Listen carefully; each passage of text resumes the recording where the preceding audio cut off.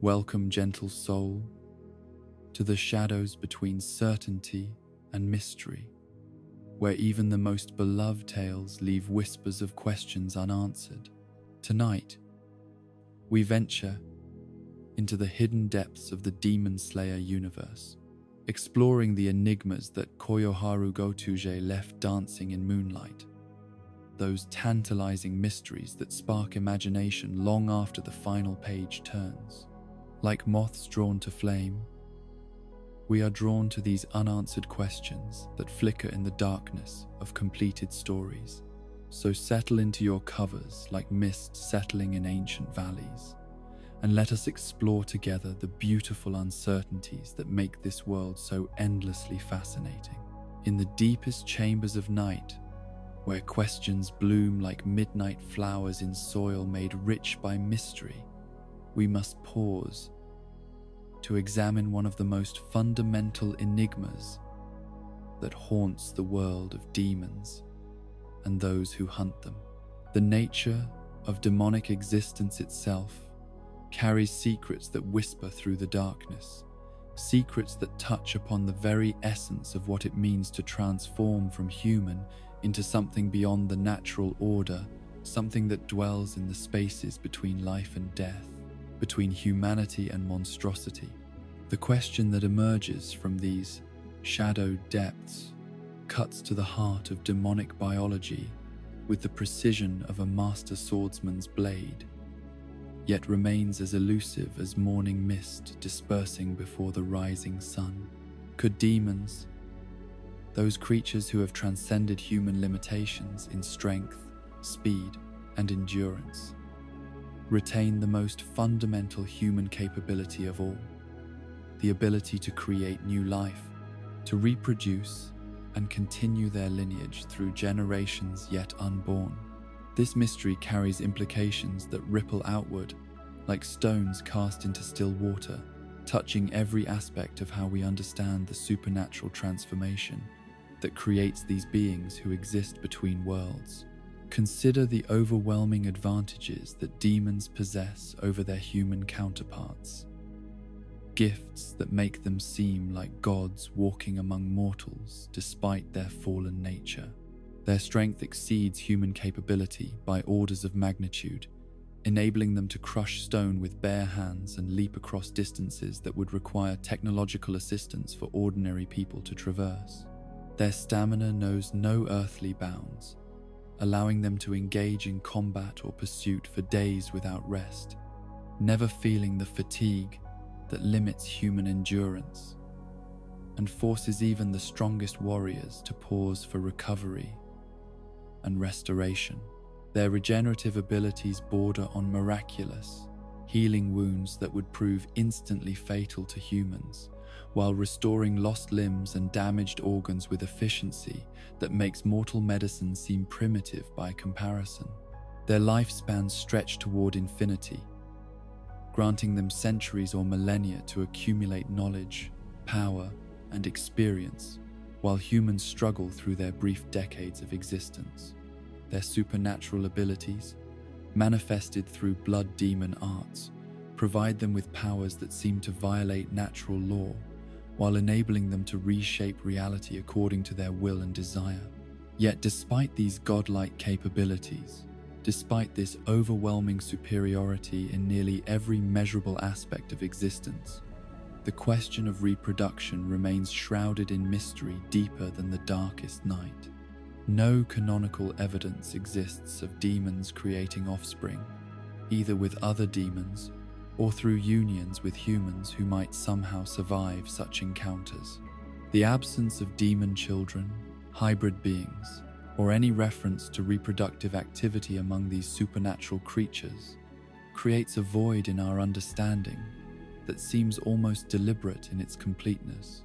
The theoretical implications of demon reproduction stretch imagination towards scenarios that could have fundamentally altered the balance of power between human and demon throughout the centuries of their conflict. Imagine offspring born from the union of upper-rank demons, beings whose power might exceed even their parents through the combination of inherited abilities and accumulated strength. The children of Muzan and any of the 12 Kazuki would possess bloodlines that carried concentrated supernatural power, creating beings whose capabilities might transcend even the extraordinary standards that define elite demons. Kokushibo, whose centuries of existence and accumulated power made him perhaps the strongest demon after Muzan himself, could theoretically have produced offspring whose strength combined his sword mastery, moon-breathing techniques, and demonic abilities into forms of power that human demon slayers would find impossible to counter. The strategic implications of such beings existing would have required entirely different approaches to supernatural warfare, approaches that prioritized preventing demon reproduction above simple elimination of individual threats. The absence of such beings suggests either biological inability or conscious choice, and both possibilities carry profound implications for understanding demonic nature. If demons become sterile upon transformation, losing the capacity for reproduction as payment for their enhanced abilities, then their immortality becomes a form of evolutionary dead end that prevents their expansion beyond Muzan's direct creation of new demons. This limitation would explain why demon numbers remain manageable for human demon slayers to combat, preventing the exponential population growth that successful reproduction would inevitably create. Alternatively, if demons retain reproductive capability but choose not to utilize it, their restraint might stem from pride, practicality, or psychological factors that transformation has introduced into their thinking patterns. The blood demon arts that provide them with unique supernatural abilities might satisfy creative urges that reproduction fulfills in humans, channeling their generative impulses toward manifestations of power rather than biological offspring. Their immortality might eliminate the evolutionary pressure that drives reproduction in mortal species, making the creation of offspring seem unnecessary when personal survival stretches toward eternity. The possibility that demons simply lack desire for reproductive activity raises questions about how transformation affects fundamental human drives and instincts that normally ensure species continuity. If the process that creates demons eliminates or suppresses reproductive urges along with empathy, morality, and other human characteristics, then their celibacy becomes another symptom of the spiritual death that accompanies their physical transformation. They might retain the biological capacity for reproduction while losing the psychological motivation that would drive them to utilize this capability. Yet the theoretical scenario of demon reproduction opens possibilities that stretch beyond simple biological questions toward deeper mysteries about the nature of supernatural transformation itself. Would demon offspring be born already possessing supernatural abilities? Or would they require their own transformation process to achieve demonic status? Would they inherit specific blood demon arts from their parents, creating supernatural family traditions that could be passed down through generations like human bloodlines carry forward particular skills or characteristics? The question of hybrid offspring resulting from unions between demons and humans introduces even more complex possibilities, as such beings would exist in the liminal space between species, while potentially possessing advantages drawn from both lineages. Human intelligence, creativity, and spiritual connection combined with demonic strength, regeneration, and supernatural abilities could create beings whose power transcended either parent species,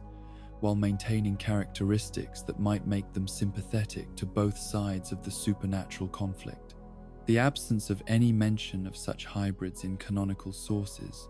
suggests either that such unions are impossible due to biological incompatibility, that they result in offspring who die during gestation or shortly after birth, or that successful hybrid births are so rare as to be legendary rather than documented. The theoretical power that such beings might possess would make them valuable assets to either side of the demon war, creating incentives for both demons and humans to pursue or prevent such unions based on strategic considerations. The sterilization theory gains support from evolutionary biology principles that suggest immortal species would logically lose reproductive capability as unnecessary for individual survival. Yet it conflicts with evidence that demons retain many human characteristics despite their transformation. Their ability to experience complex emotions, form relationships, and maintain memories from their human lives indicates that transformation preserves more human biology than simple sterility would suggest. If reproductive organs and hormonal systems remained functional, the psychological drives associated with reproduction might also persist in altered forms. The pride factor presents another compelling explanation for demon celibacy, as beings who view themselves as superior to humans might consider reproduction beneath their elevated status or incompatible with their supernatural nature. The blood demon arts that provide them with unique abilities might satisfy creative impulses that reproduction fulfills in mortal species, making biological offspring seem redundant when they can instead create manifestations of power that reflect their individual nature and capabilities more directly than children ever could. The practical difficulties of demon reproduction might also contribute to its absence, as the nocturnal lifestyle required by sun vulnerability would limit opportunities for finding suitable partners, while the solitary territorial behavior exhibited by most demons would conflict with the cooperation that successful reproduction typically requires. Their predatory relationship with humans would make interspecies unions extremely dangerous for human participants, while their competitive relationships with other demons would make same-species partnerships equally hazardous. The psychological implications of eternal existence might eliminate reproductive urges through simple lack of necessity, as beings who will live forever have no evolutionary pressure to ensure species continuation through offspring. Their immortality grants them infinite time to pursue personal goals and interests, making the sacrifices that child-rearing requires seem unreasonable, when those resources could instead be devoted to increasing personal power or pursuing individual satisfaction without the complications that family relationships inevitably create. The question of whether Muzan would permit demon reproduction adds another layer of complexity to this mystery, as his controlling nature and paranoid tendencies would likely view demon offspring as potential threats to his authority rather than valuable additions to his forces. The loyalty that he demands from his creations might conflict with the family bonds that parents naturally form with their children, creating divided loyalties that his psychological profile would find intolerable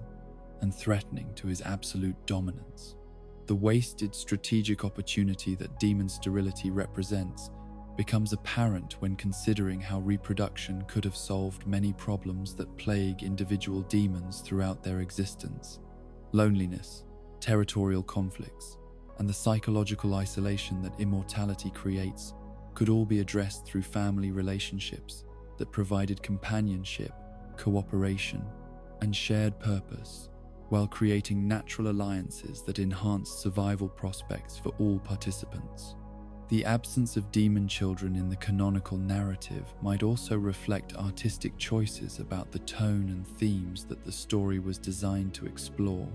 as the presence of innocent demon offspring would complicate the moral framework that allows human demon slayers to eliminate supernatural threats without excessive ethical complications. Children,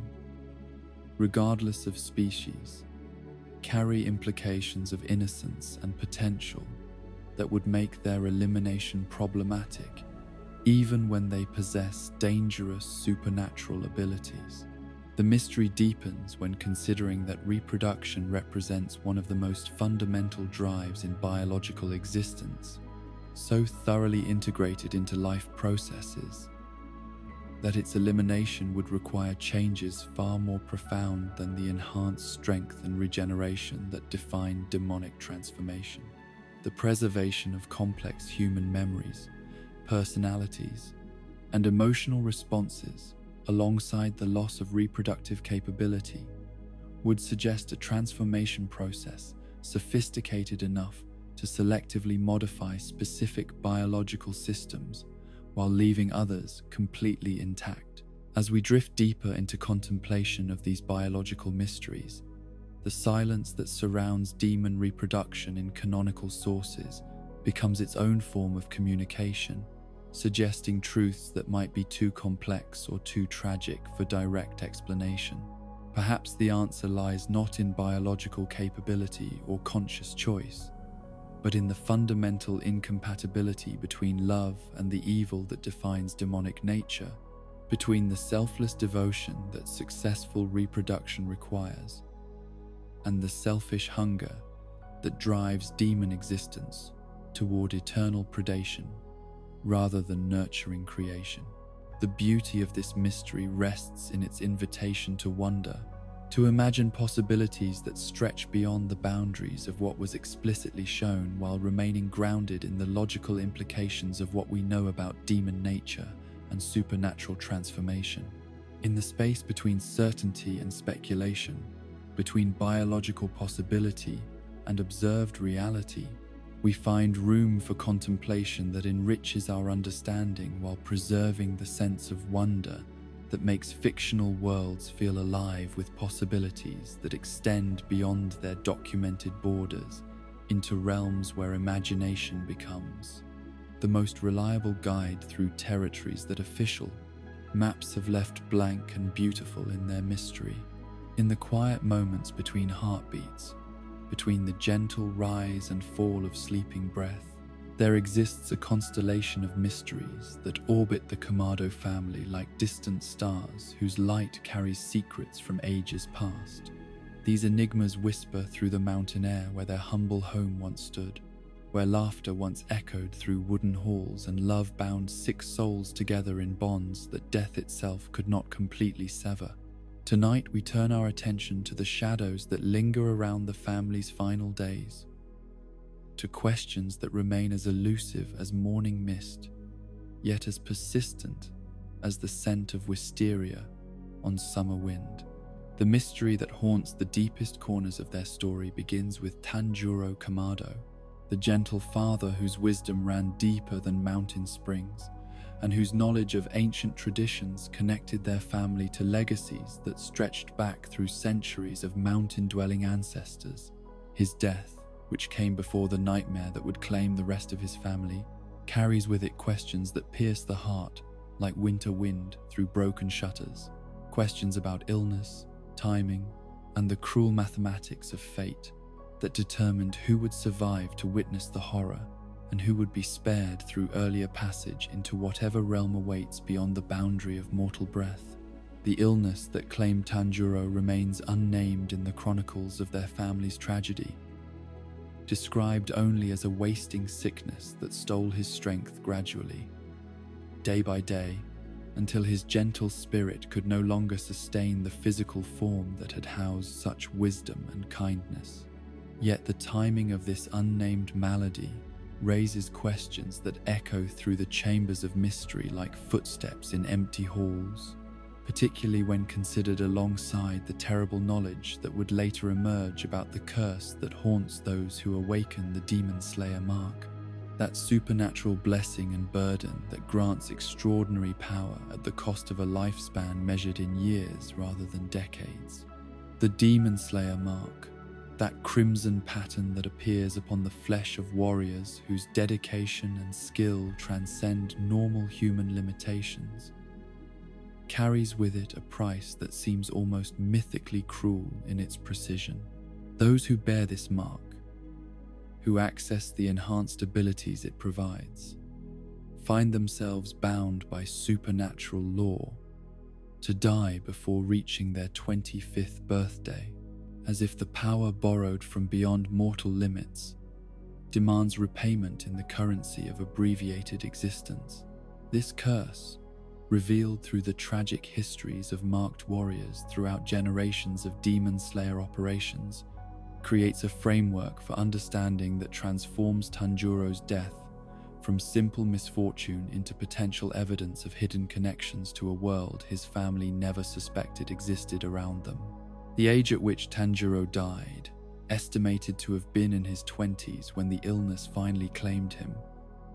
aligns with disturbing precision to the pattern established by the Demon Slayer Mark curse, creating temporal coincidence that feels too exact to dismiss as mere chance yet remains circumstantial rather than conclusive in its implications. If Tanjiro bore the Demon Slayer mark, awakened perhaps through his performance of the Hinokami Kagura or through bloodline inheritance that connected him to sun-breathing traditions, then his death becomes not random tragedy, but inevitable consequence of power accessed and prices that must ultimately be paid. The Hinokami Kagura itself provides tantalizing hints that Tanjiro's knowledge extended far beyond simple folk tradition into realms of supernatural technique disguised as ceremonial dance. His performance of these forms each new year carried solemnity that suggested deeper significance than mere cultural preservation, while his instruction to Tanjiro about maintaining the dance throughout the night revealed understanding of spiritual discipline that echoed the total concentration breathing that forms the foundation of all Demon Slayer arts. The precision with which he executed movements that would later prove to be fundamental sun-breathing techniques suggests training or inherited knowledge that connected him to traditions far older and more dangerous than simple mountain folklore, yet the evidence remains frustratingly incomplete, like puzzle pieces scattered by wind with crucial sections missing that might resolve the question definitively. Tanjiro never displayed the obvious physical capabilities that Demon Slayer mark bearers typically manifest, never demonstrated the enhanced strength, speed, or supernatural awareness that would indicate active utilization of marked warrior abilities. His gentle demeanor and scholarly approach to life seemed incompatible with the warrior mentality that usually accompanies Mark awakening, creating contradiction between theoretical possibility and observed reality that complicates any attempt to reach certainty about his true nature and capabilities. The alternative explanations for his illness and death range from mundane medical conditions common to the era and region through various forms of hereditary weakness that might have been passed down through Kamado bloodlines over generations, tuberculosis, cancer, heart conditions, or any number of diseases that Taisho period medicine was inadequately equipped to diagnose or treat could explain his symptoms and decline without requiring supernatural causation or connection to Demon Slayer traditions. The mountain isolation that characterized their family's lifestyle would have limited access to medical care, while potentially exposing them to environmental factors that could contribute to illness and premature death. Yet the broader context of the Kamado family's story reveals patterns and connections that suggest their seemingly ordinary mountain existence concealed depths of significance that even they did not fully understand until tragedy forced revelation of their true nature and heritage. The blue spider lily soup that Ki prepared for her family, innocent domestic activity that would prove to hold keys to mysteries that had confounded the Demon King himself for over 1,000 years, demonstrates how profound supernatural significance can hide within the most routine aspects of daily life, disguised as simple tradition until circumstances reveal its true importance. The blue spider lily, that legendary flower whose properties could grant demons immunity to sunlight while freeing them from the fundamental weakness that kept their power in check, had been growing wild in the mountains where the Kamado family made their home, blooming unrecognized among countless other wildflowers whose significance no mortal observer could have suspected. Key's decision to include these flowers in the soup she prepared for her family represented innocent coincidence that would retrospectively appear to be guided by fate itself, as if the universe had arranged circumstances to ensure that certain knowledge would be preserved and passed down even when its recipients remained unaware of its true value. The implications of this discovery stretch far beyond simple botanical coincidence into realms of speculation that challenge understanding of fate, destiny, and the mechanisms by which supernatural significance manifests in ordinary lives. If the entire Kamado family consumed soup containing blue spider lily throughout their lives, then Tanjiro and Nezuko were not unique in their exposure to the flower's properties, but rather representatives of a family whose blood had been influenced by its essence across years of regular consumption, creating conditions that would later enable Nezuko's sun immunity, while potentially contributing to Tanjiro's unusual resilience and recovery capabilities. The tragic irony embedded within this revelation cuts deeper than any blade, as it suggests that Muzan's desperate search for the blue spider lily, the obsession that drove him to create demons and spread terror across centuries of human history, could have been resolved through simple observation of the Kamado family's domestic routines. The flower he needed grew in their garden, bloomed in their mountain meadows, and found its way into their cooking pot through Key's innocent desire to provide nourishing meals for her children. Yet his approach to their family involved slaughter rather than study, destruction rather than investigation. The missed opportunity that this represents transcends simple tactical error to become cosmic tragedy, as Muzan's violent nature and impatience prevented him from recognizing that cooperation might have achieved his goals more effectively than predation. Had he approached the family with cunning rather than cruelty, had he observed their routines and investigated their environment before attacking, he might have discovered not only the blue spider lily's location, but also the preparation methods that enabled its beneficial properties to be safely consumed and absorbed into human physiology without the toxic effects that had prevented its use in his previous experiments. Instead, his massacre of the family eliminated the very sources of knowledge he desperately needed, while transforming potential allies into enemies whose survival would ultimately contribute to his downfall. Tanjiro's dedication to destroying the Demon King stemmed directly from the loss of his family, creating motivation that might never have existed if Muzan had chosen investigation over elimination, patience over predation. The irony deepens when considering that Nezuko's sun immunity, the very capability that Muzan had sought for over a millennium,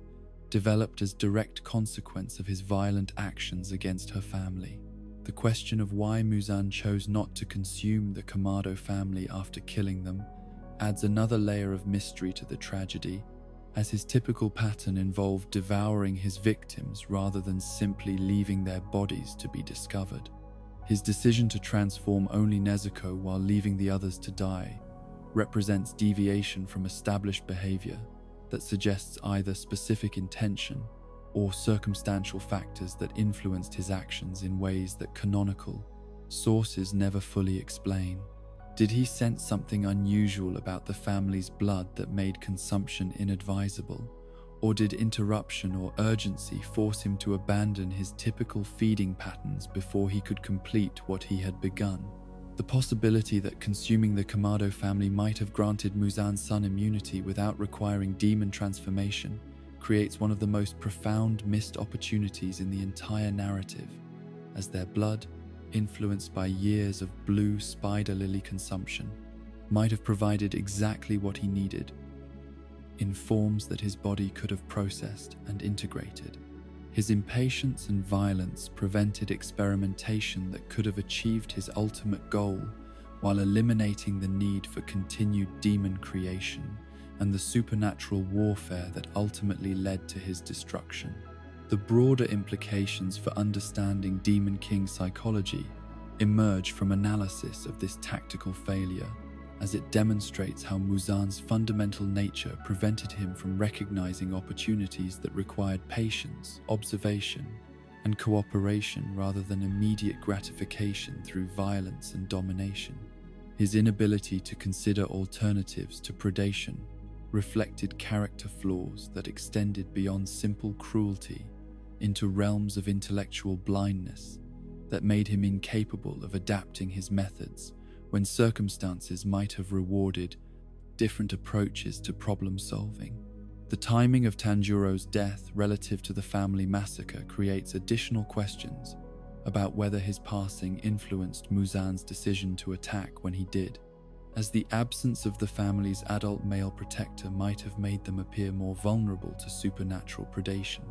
If Tanjiro's knowledge of sun-breathing techniques had provided some form of spiritual protection for his household, his death might have created a window of vulnerability that Muzan's supernatural senses detected and exploited, timing his attack to coincide with the family's greatest weakness and isolation. Yet the evidence suggests that even in death, Tanjiro's spiritual influence continued to guide and protect his children through inherited knowledge and techniques that would prove essential for their survival and eventual triumph. The sun-breathing forms that Tanjiro would later access through genetic memory and spiritual awakening represented legacy that transcended physical death,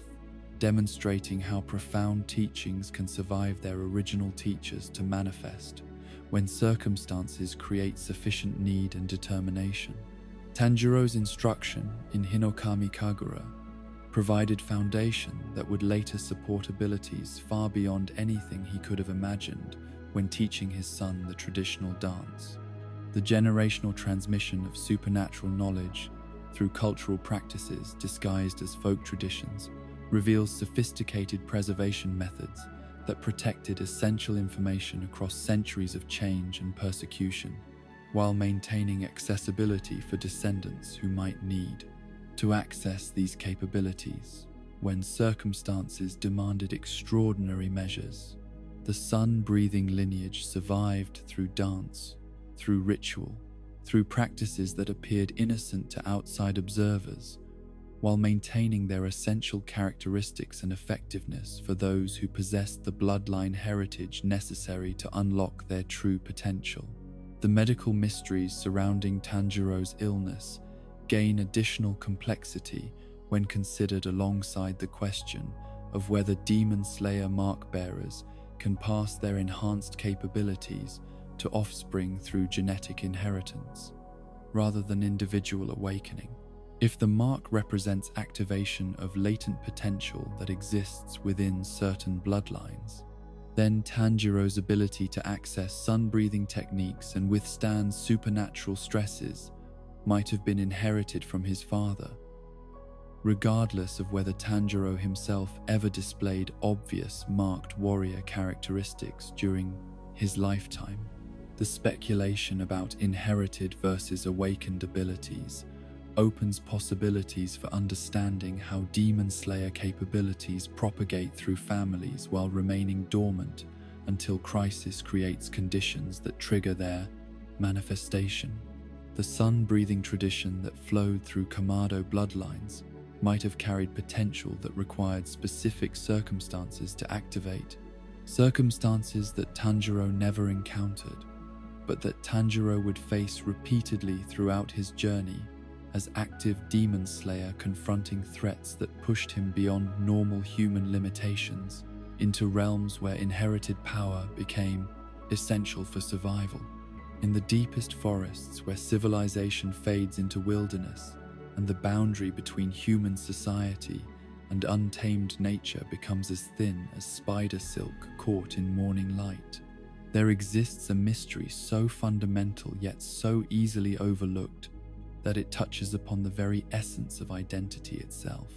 The question whispers through ancient trees like wind carrying secrets from forgotten places,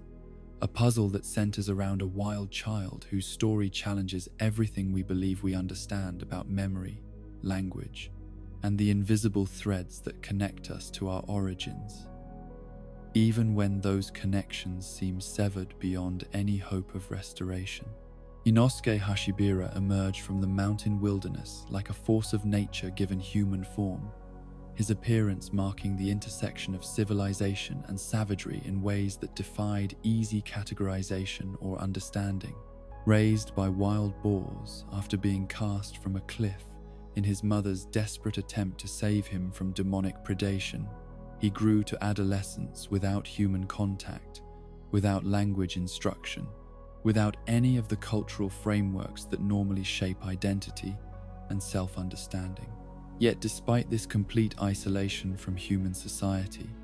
despite growing up among creatures who communicate through instinct and action rather than words and names, he somehow possessed knowledge of his own name, with certainty that brooked no doubt or hesitation. This impossibility strikes at the heart of human development and the mechanisms by which we acquire the most basic information about ourselves. Names, those arbitrary collections of sounds that somehow become the foundation of personal identity, typically require social transmission from caregiver to child through countless repetitions over months and years of development. The process by which a human child learns to recognize and respond to their own name involves complex neurological development, supported by constant social interaction, feedback, and reinforcement that creates the neural pathways necessary for self-identification and response to verbal address. For Inosuke to know his name with absolute certainty despite growing up without human contact represents a puzzle that challenges fundamental assumptions about language acquisition, memory formation, and the persistence of information across gaps in experience that should theoretically eliminate any possibility of retention. The conventional explanation suggests that his mother, Kotoha, must have written his name somewhere on his person before casting him from the cliff, perhaps embroidering it into his clothing, or somehow marking it on his body in ways that would survive his fall and subsequent discovery by the boar family that would raise him. The theory of written identification carries surface plausibility while concealing deeper complications that make it increasingly problematic upon closer examination. If Kotoa had indeed written her son's name on his clothing or person, this information would have remained meaningless symbols until someone with literacy skills could interpret and vocalize them for him. The mountainous regions where Inosuke grew up were sparsely populated, with inhabitants whose education levels would have varied dramatically depending on their social status, economic circumstances, and access to formal instruction that remained limited in rural areas during the Taisho period. The old man whom Inosuke eventually encountered represents the most likely candidate for someone who could have read written information about his identity and communicated this knowledge to him verbally, yet this explanation creates its own disturbing implications about hygiene, clothing durability, and the practical realities of wilderness survival. If Inosuke learned his name from written information that this elderly stranger read from his garments, then those same garments must have survived years of growth, activity, and environmental exposure, while remaining sufficiently intact and legible for interpretation decades after their creation.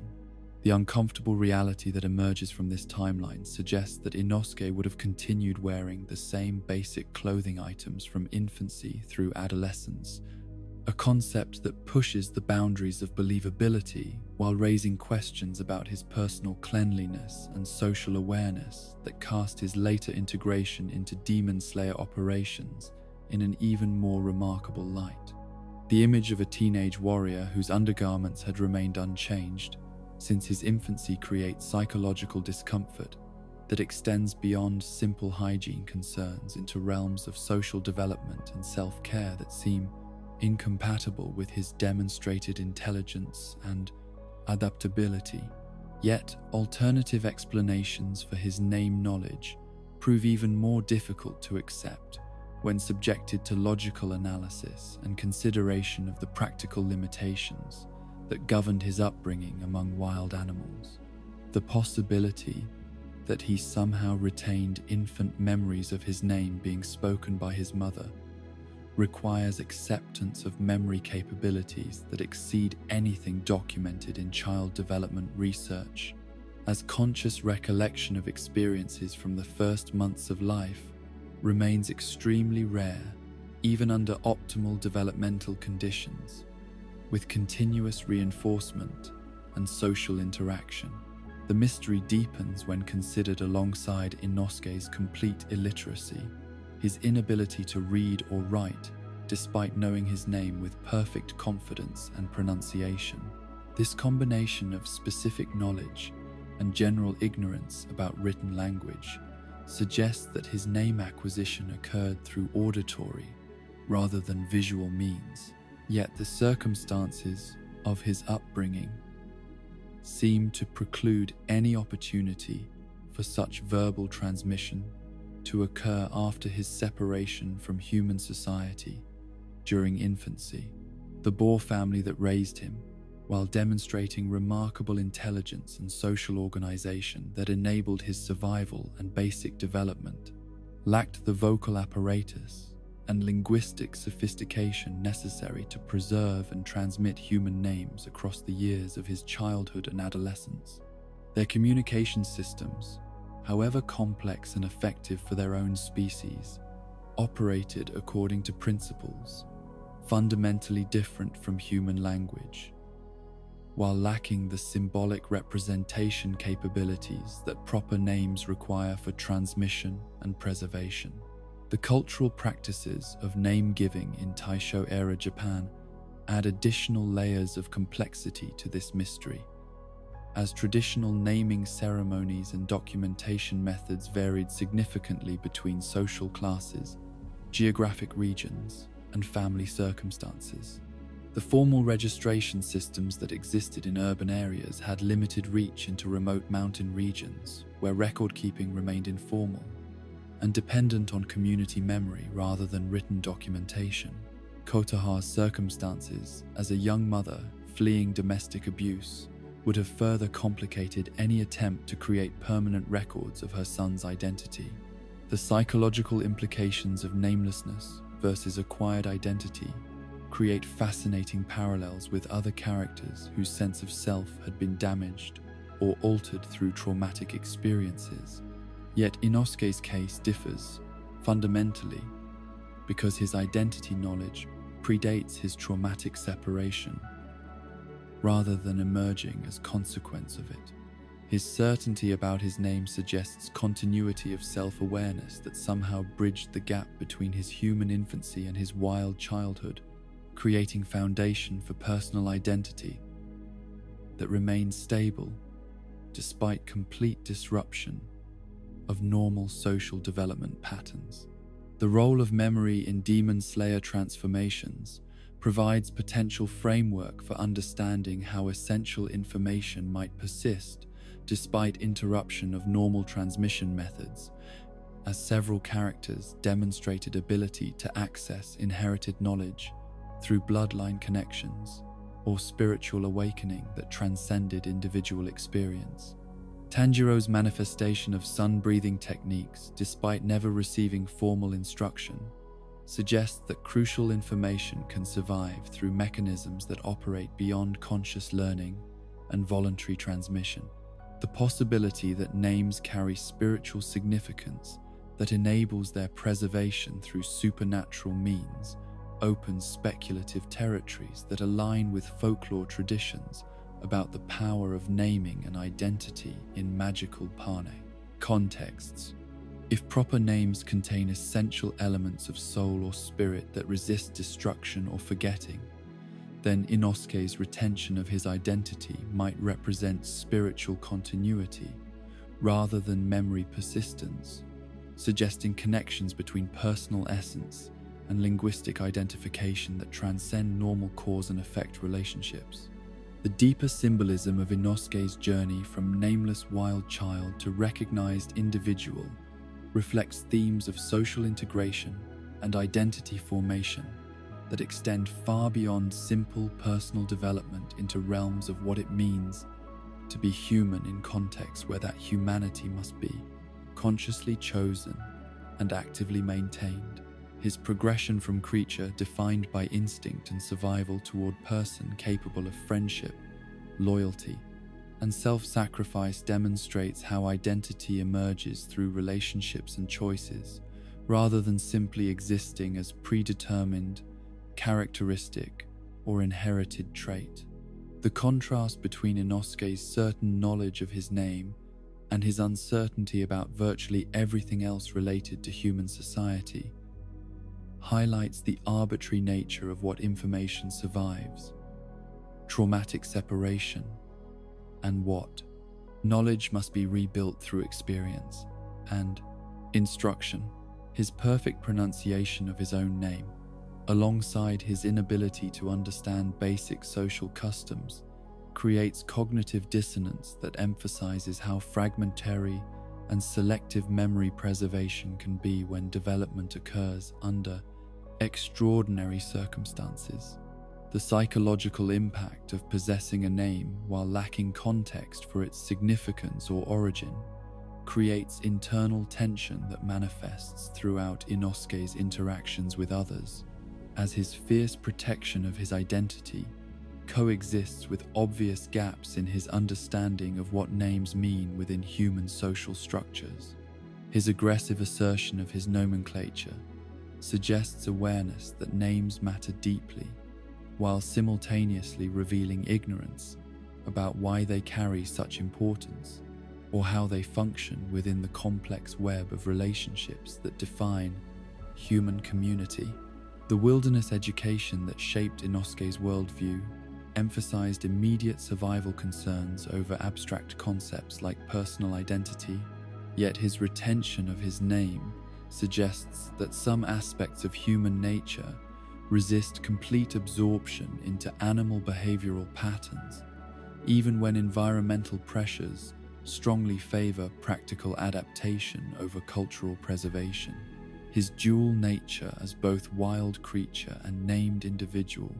creates internal contradiction that drives much of his character development throughout his journey toward full humanity. The linguistic implications of name preservation, without language instruction, touch upon fundamental questions about how symbolic information persists in consciousness when the symbolic systems that give it meaning remain absent or underdeveloped. Inosuke's name existed as sound pattern and identity marker, without connection to the broader linguistic framework that enables names to function as social tools for recognition, address, and relationship formation within human communities.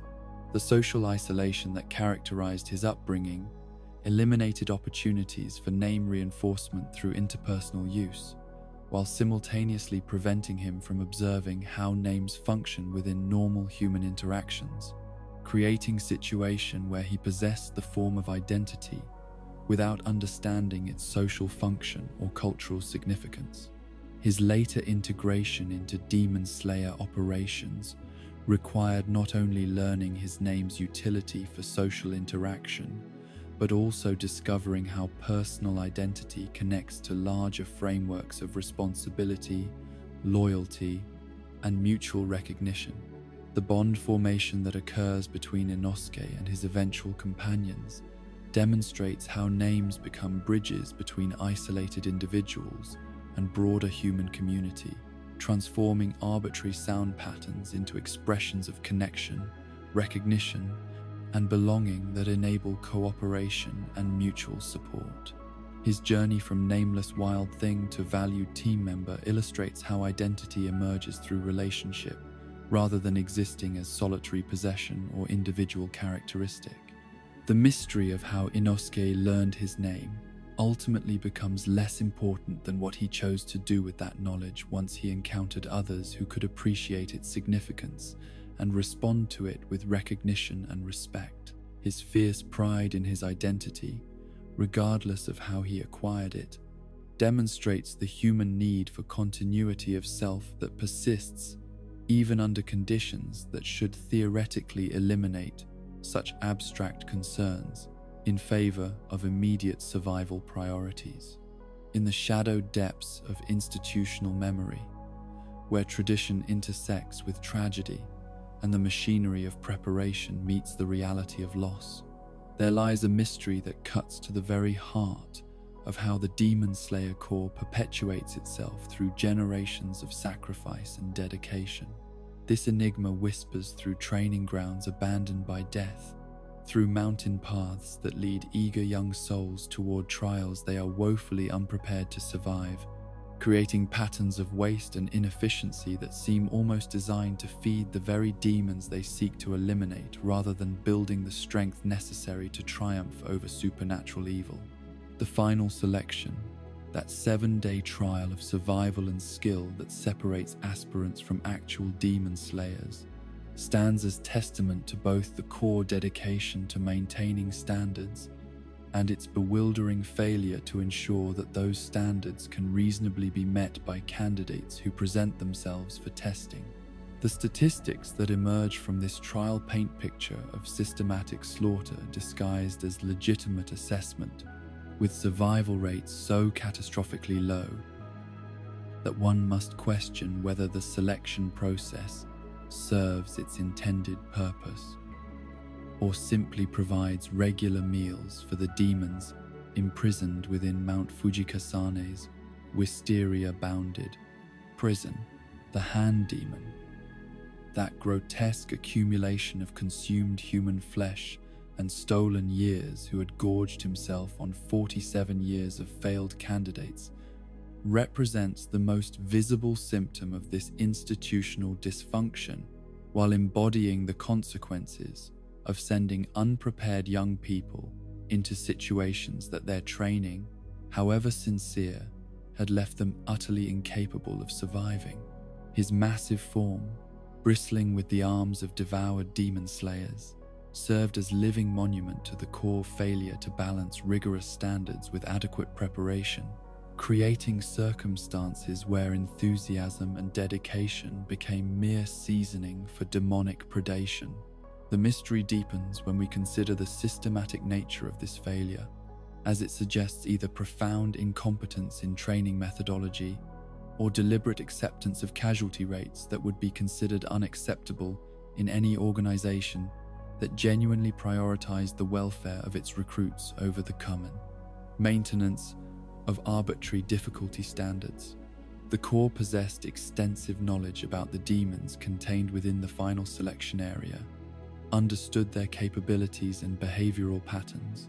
yet continued to send candidates whose preparation proved inadequate with predictable regularity that borders on criminal negligence. Sakonji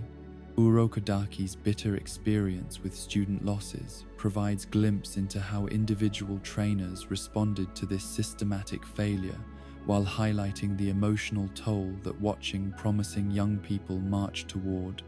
preventable death imposed on those who had dedicated their lives to preparing the next generation. His decision to make Tanjiro's final test impossibly difficult reflected desperate attempt to prevent another beloved student from joining the ranks of those whose deaths he could have prevented through more rigorous preparation or honest assessment of readiness levels. Yet Sakonji's approach, while emotionally understandable, reveals broader confusion within the training community about how to balance protection of students against preparation for realities that would ultimately require them to face mortal danger regardless of training duration or intensity. His reluctance to send Tanjiro to final selection, despite the young man's obvious competence and dedication, suggests internal conflict between duty as trainer and love as surrogate father that complicated his ability to make objective assessments about readiness and capability. The variety of training backgrounds represented among final selection candidates creates additional puzzle about recruitment and preparation standards, as some participants arrive with extensive formal instruction under recognized masters, while others appear to possess minimal understanding of basic demon slayer principles and techniques. This disparity suggests either complete absence of standardized preparation requirements or systematic failure to enforce whatever standards might theoretically exist for candidate qualification and training verification. Inosuke's accidental participation in final selection represents extreme example of this preparation gap, as his success, despite never intending to take the examination and possessing no formal training in demon slayer techniques, demonstrates how arbitrary the relationship between preparation and survival could be when individual talent, circumstances aligned favorably. His triumph over demons that eliminated formally trained candidates raises uncomfortable questions about whether traditional training methods actually improved survival prospects or simply created false confidence that made students more vulnerable to threats they were inadequately equipped to handle. The recruitment mechanisms that brought candidates to final selection remain largely mysterious, with no clear explanation of how the Corps identified potential demon slayers or what criteria guided decisions about who received training opportunities and who was left to discover their calling through accident or personal tragedy. The absence of systematic recruitment suggests either deliberate secrecy that prevented coordination and quality control, or organizational dysfunction that allowed random chance to determine who received preparation for supernatural warfare. The geographic distribution of training masters across Japan appears to follow patterns more related to historical accident than strategic planning, with some regions possessing multiple qualified instructors, while others remained completely unserved despite facing regular demon activity that threatened civilian populations. This uneven coverage created situations where talented individuals might never encounter training opportunities, while less capable candidates received extensive instruction simply because they happened to live near established training facilities. The financial and logistical requirements for extended training periods created additional barriers that prevented many potentially capable demon slayers from receiving adequate preparation, as mountain-dwelling trainers like Sekonji required students to abandon normal economic activities while providing their own food, clothing, and equipment throughout training periods that could extend for years.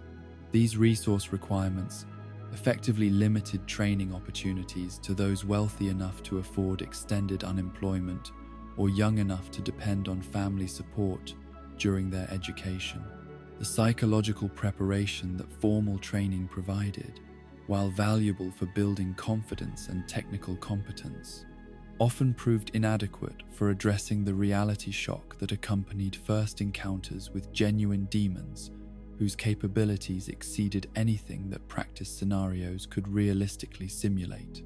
The gap between training conditions and operational realities created false expectations that made students more vulnerable to psychological breakdown when faced with supernatural threats that operated according to rules fundamentally different from anything their preparation had addressed. The standardization of techniques across different training traditions created both strengths and weaknesses in candidate preparation,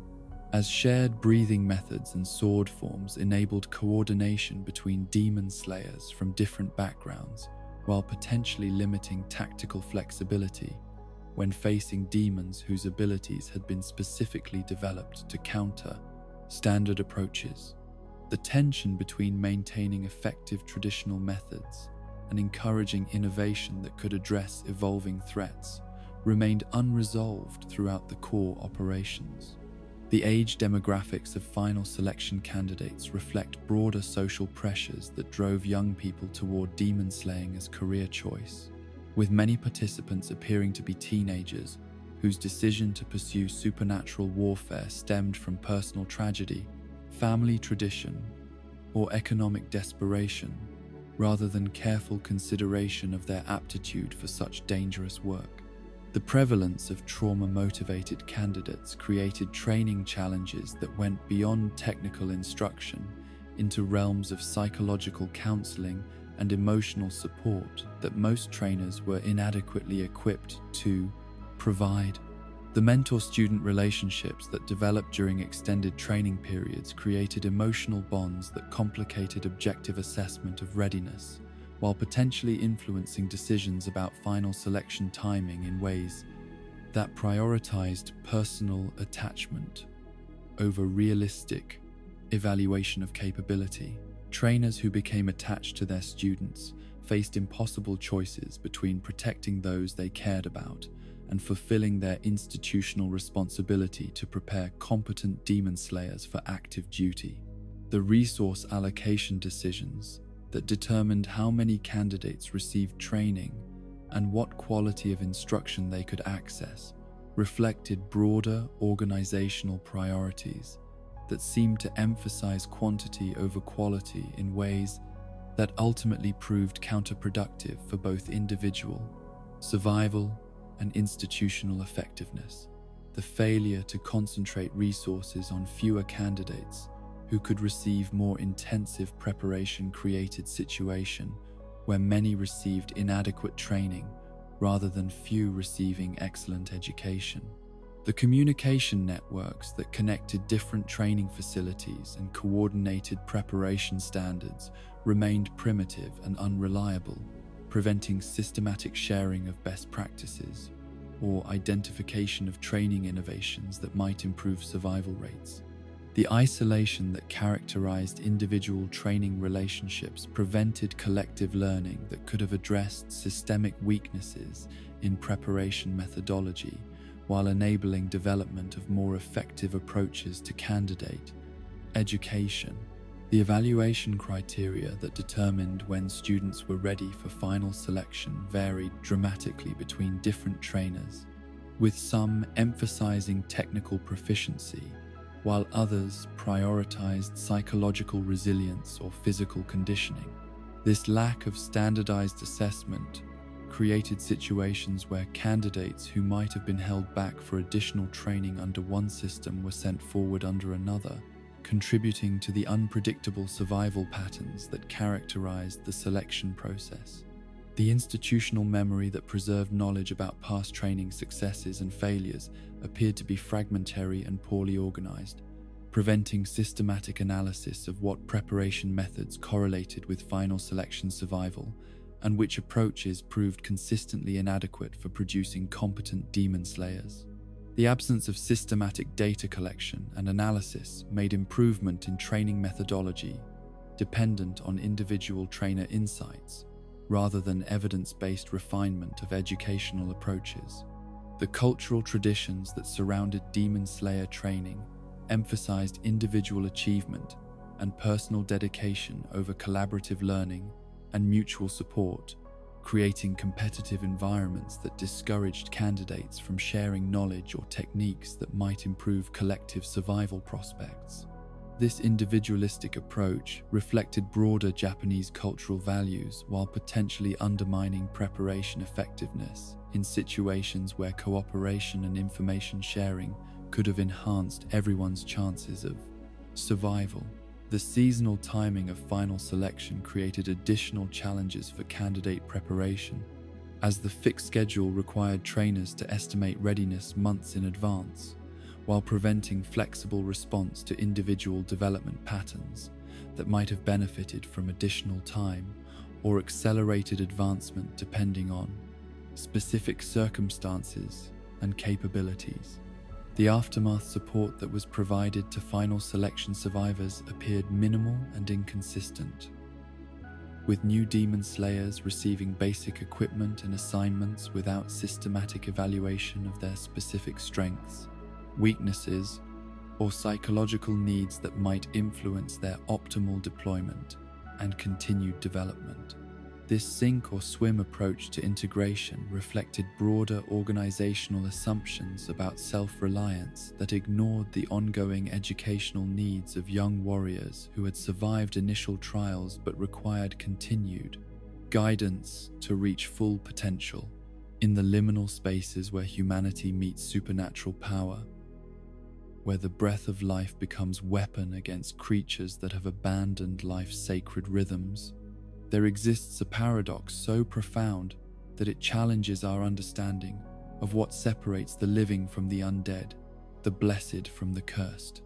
This mystery emerges from the shadows like moonlight filtering through ancient forest, illuminating questions about why so few demons have chosen to master the very techniques that their human adversaries wield with such devastating effectiveness against their kind,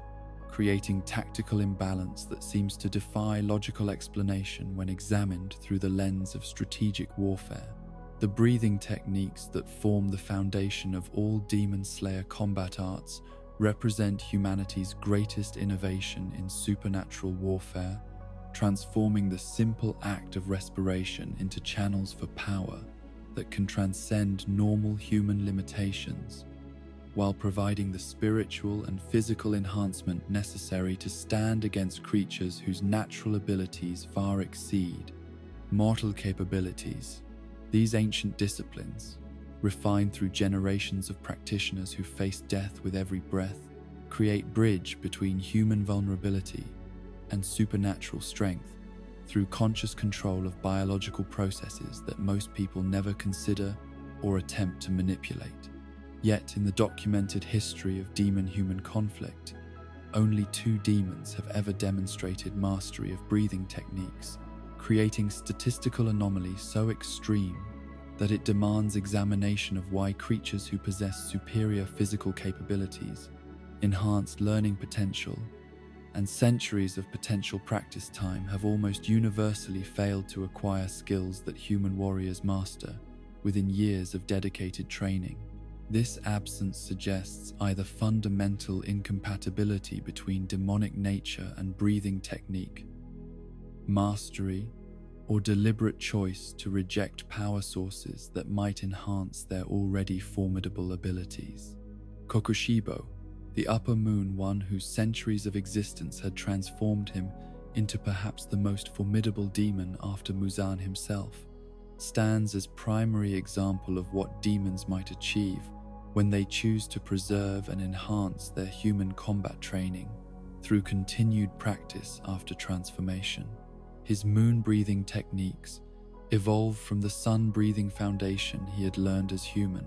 demonstrated how demonic enhancement could multiply the effectiveness of proper breathing forms while creating hybrid fighting styles that combined supernatural power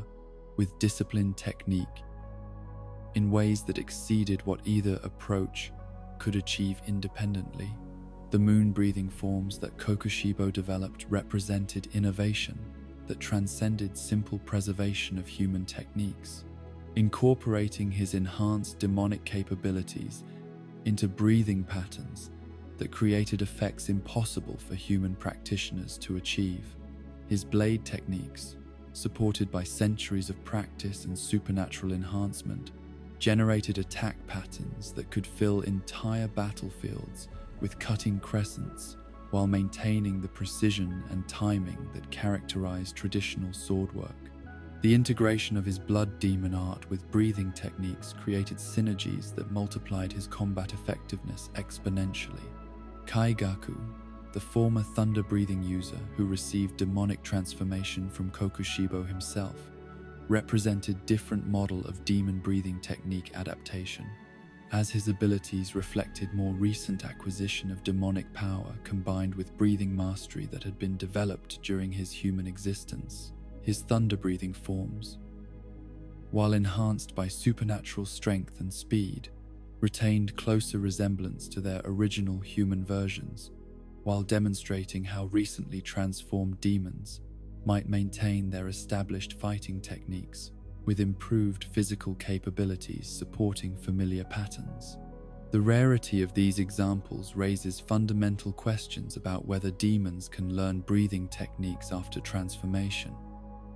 or whether such mastery requires knowledge acquired during human existence that cannot be replicated once. Supernatural transformation has altered the fundamental nature of body and spirit. The biological changes that accompany demon creation might eliminate the spiritual connections that breathing techniques require for proper function, making it impossible for transformed beings to develop new relationships with their respiratory systems that transcend simple oxygenation to encompass supernatural enhancement. The spiritual dimensions of breathing technique mastery suggest connection to human soul and life force that demons might have lost or corrupted through their transformation, creating a situation where the breathing patterns remain mechanically possible while the deeper spiritual resonance that enables supernatural effects becomes inaccessible. The total concentration breathing that forms foundation for all advanced techniques requires unity of body, mind, and spirit that demonic nature might have fundamentally disrupted through the process that grants supernatural power at cost of essential humanity. The psychological factors that might prevent demons from pursuing breathing technique mastery deserve consideration alongside biological limitations, as their enhanced pride and confidence in supernatural abilities could create mental barriers that prevent serious investigation of human combat methods. Demons who possess blood demon arts that provide unique supernatural capabilities might view breathing techniques as inferior alternatives that would represent regression rather than advancement, creating attitude that prevents experimentation with methods they perceive as primitive or unnecessary. The blood demon arts that provide each demon with distinctive supernatural abilities might satisfy the creative and combat needs that breathing techniques fulfill for human warriors, eliminating motivation for pursuing additional training in disciplines that would require significant time and effort to master. The personal nature of blood demon arts, which typically reflect individual personality and desires, might provide psychological satisfaction that generic breathing techniques could never match, making the pursuit of standardized combat methods seem unnecessarily restrictive or impersonal. The territorial and solitary nature that characterizes most demon behavior patterns creates additional barriers to breathing technique acquisition. As such, mastery typically requires instruction from experienced teachers who can guide students through complex developmental processes that involve both physical conditioning and spiritual awakening. The absence of demon teachers qualified to provide such instruction, combined with unwillingness to seek guidance from human masters, would make breathing technique development extremely difficult, even for demons who possess theoretical capability and genuine desire to pursue such training. The time investment required for breathing technique mastery might seem inefficient to demons whose supernatural abilities provide immediate combat advantages without requiring years of disciplined practice and gradual development that human training demands. Demons who can access enhanced strength, speed, and regeneration through their transformation might view breathing technique training as unnecessarily slow path to capabilities they already possess through different means, creating practical argument against pursuing redundant power sources. The cultural associations that connect breathing techniques to demon slayer identity and anti-demon warfare might create psychological barriers that prevent demons from seriously considering such training, as adopting human combat methods could feel like betrayal of their new nature or acknowledgement of human superiority that their pride prevents them from accepting. The symbolic significance of breathing techniques as weapons specifically designed for demon elimination might make their use by demons feel like philosophical contradiction that undermines their transformed identity. The possibility that breathing techniques require specific bloodline heritage or genetic predisposition might explain their rarity among demons, as transformation could alter or eliminate whatever biological foundations such techniques require while preserving other aspects of human physiology. If breathing mastery depends on subtle genetic variations that are disrupted by demonic transformation, then only demons who possess such advantages as humans would retain capability for breathing technique development after their conversion. The competitive dynamics within demon hierarchies might discourage breathing technique development as a form of innovation that could threaten established power structures, particularly if such abilities enabled lower-ranked demons to challenge their superiors through unexpected combat capabilities.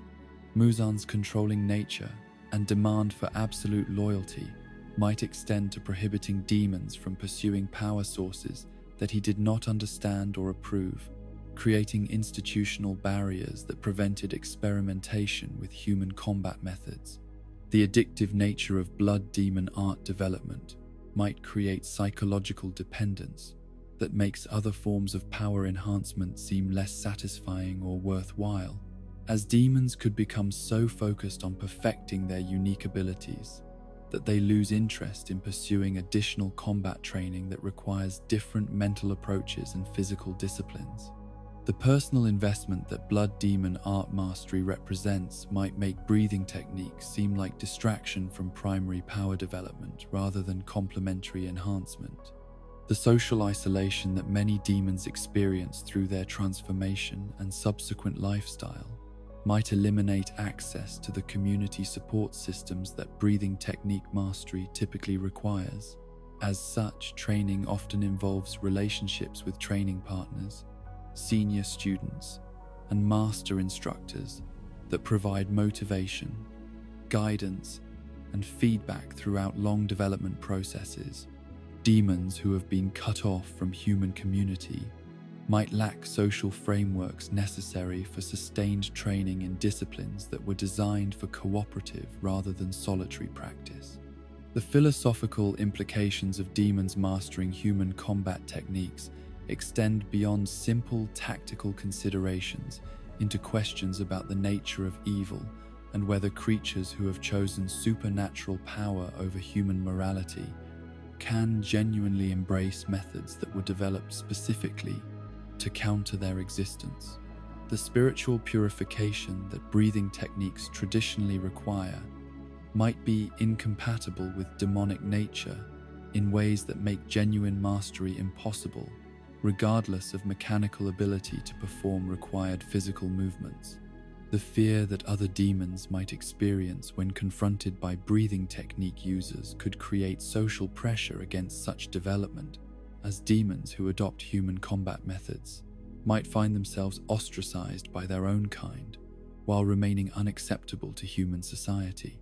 This liminal status could make breathing technique mastery psychologically costly even when it provides tactical advantages, creating personal isolation that outweighs combat benefits. The evolutionary pressure that might favor demons who specialize in blood demon arts over those who pursue breathing techniques could explain the statistical dominance of the former approach, as demons who focus their development on unique supernatural abilities might prove more successful in combat and survival than those who divide their attention between multiple power sources. The natural selection that operates within demon populations might gradually eliminate breathing technique users through competitive disadvantage, despite their theoretical capabilities. The theoretical scenarios that emerge from contemplating widespread demon adoption of breathing techniques reveal how dramatically such development could alter the balance of supernatural warfare, as armies of demons who combined breathing technique mastery with natural supernatural abilities would pose threats that current demon slayer methodology would be inadequately prepared to counter. The rarity of breathing technique users among demons might represent fortunate limitation that prevents demon capabilities from exceeding human countermeasures by margins that would make resistance impossible. In the ethereal realm where time becomes fluid and the boundaries between growth and stagnation dissolve like morning mist before the rising sun,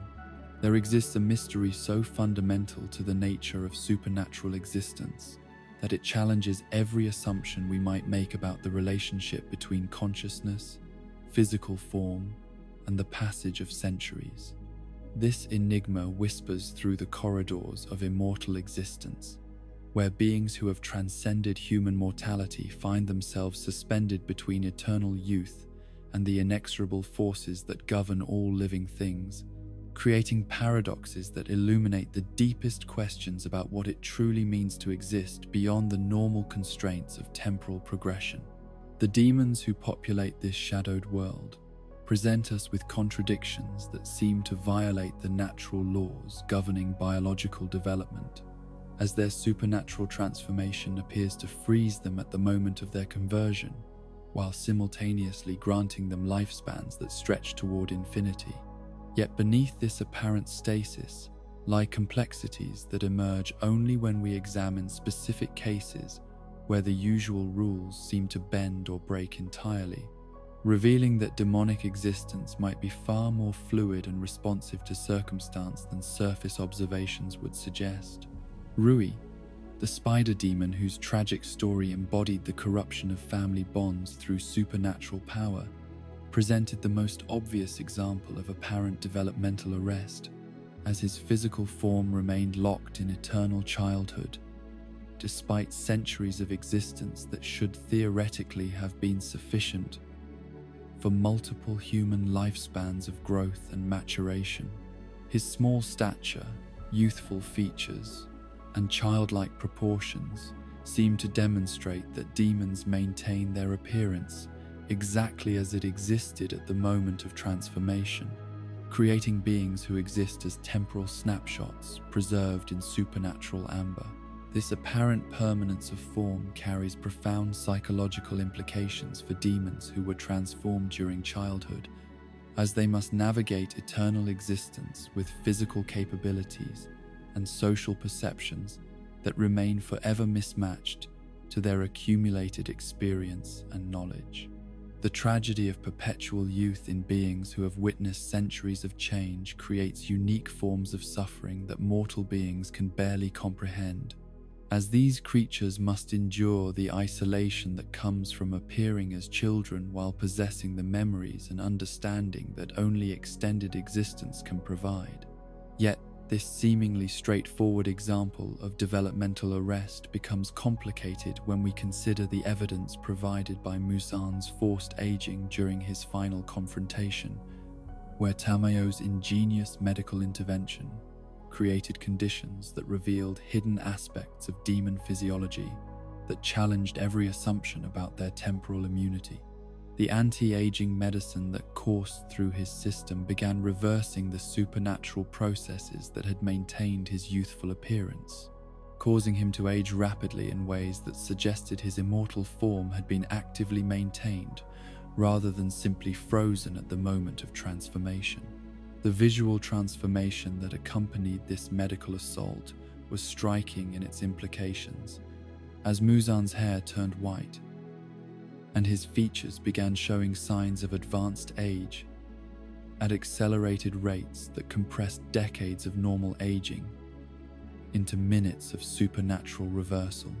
The speed of these changes suggested that his demonic form had been constantly fighting against natural aging processes rather than existing in genuine stasis, creating dynamic equilibrium between supernatural preservation and biological progression that required continuous energy expenditure to maintain. The calculation that Muzan aged approximately 50 years per minute during this process reveals the staggering extent to which demonic transformation must actively counteract natural biological processes, as the accumulated aging that his body had been suppressing emerged with devastating rapidity once the supernatural mechanisms responsible for his preservation were disrupted. Over 3 hours of this accelerated aging compressed approximately 9,000 years of normal temporal progression into a brief span that demonstrated how much biological debt his immortality had been accumulating over centuries of apparent, unchanging existence. This evidence of suppressed, rather than eliminated aging processes, raises fundamental questions about whether all demons exist in similar states of arrested development that could potentially be reversed or accelerated under appropriate circumstances, or whether Muzan's unique status as the original demon made him subject to temporal pressures that lesser demons had somehow escaped entirely. The possibility that every demon carries within themselves the accumulated weight of their true age, held in supernatural suspension, that could be disrupted through proper intervention, transforms our understanding of what immortality actually represents in this context. The implications extend far beyond simple curiosity about demon physiology into realms of tactical possibility and strategic opportunity that could theoretically be exploited by human opponents who understood how to weaponize time itself against enemies who had believed themselves immune to its effects. If demons' youthful appearances represent active supernatural processes rather than permanent conditions, then disruption of these processes might provide alternative methods for defeating opponents whose strength and regenerative abilities make conventional combat approaches inadequate. Yet the mystery deepens when we consider how different demons might experience temporal progression in ways that reflect their individual circumstances, personality, and the specific conditions under which their transformation occurred. The relationship between psychological development and physical growth in immortal beings creates complexities that have no parallel in mortal existence, as centuries of accumulated experience must somehow coexist with bodies that remain frozen at specific developmental stages.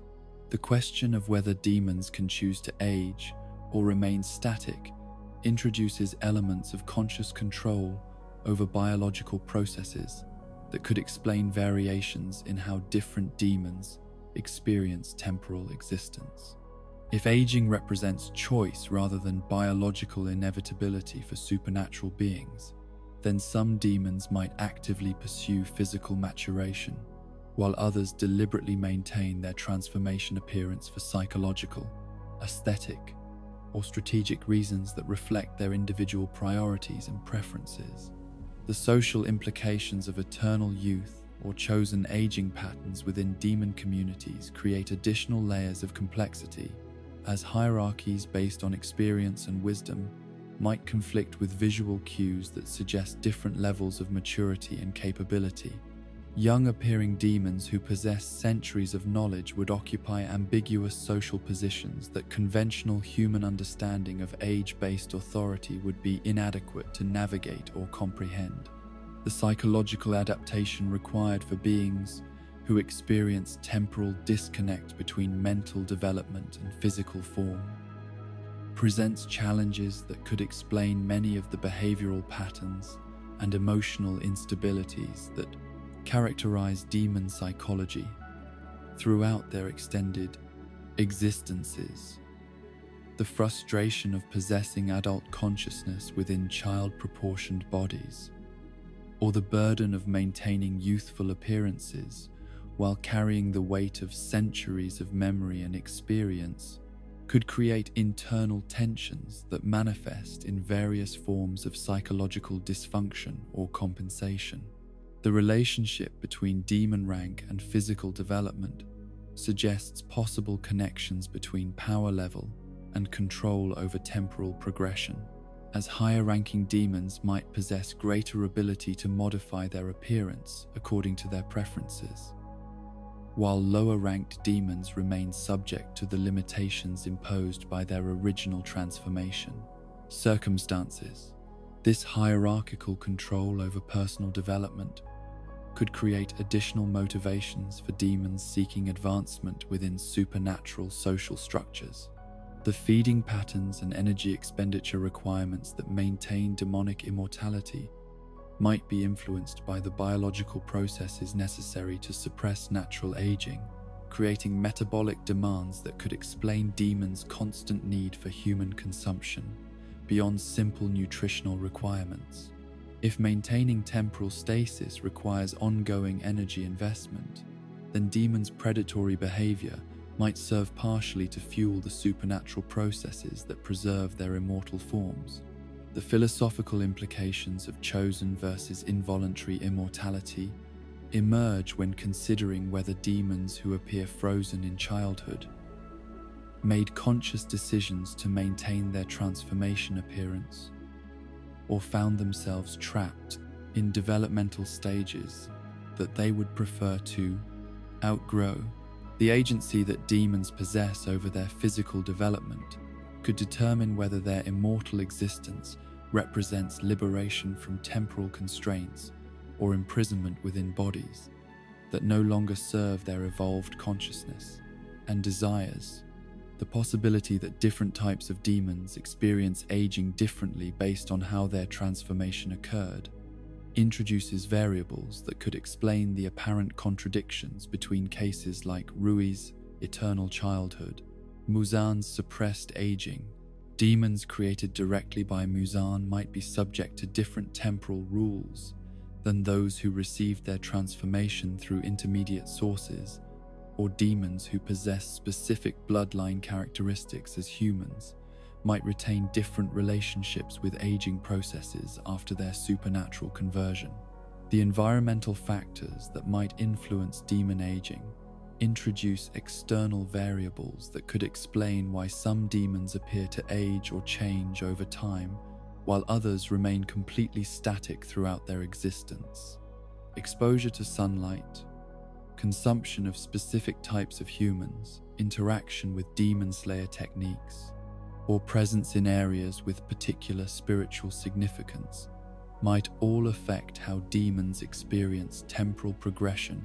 in ways that create individual variations within broader patterns of immortal existence. The connection between emotional development and physical growth in demons creates particularly fascinating questions about whether psychological trauma, relationship formation,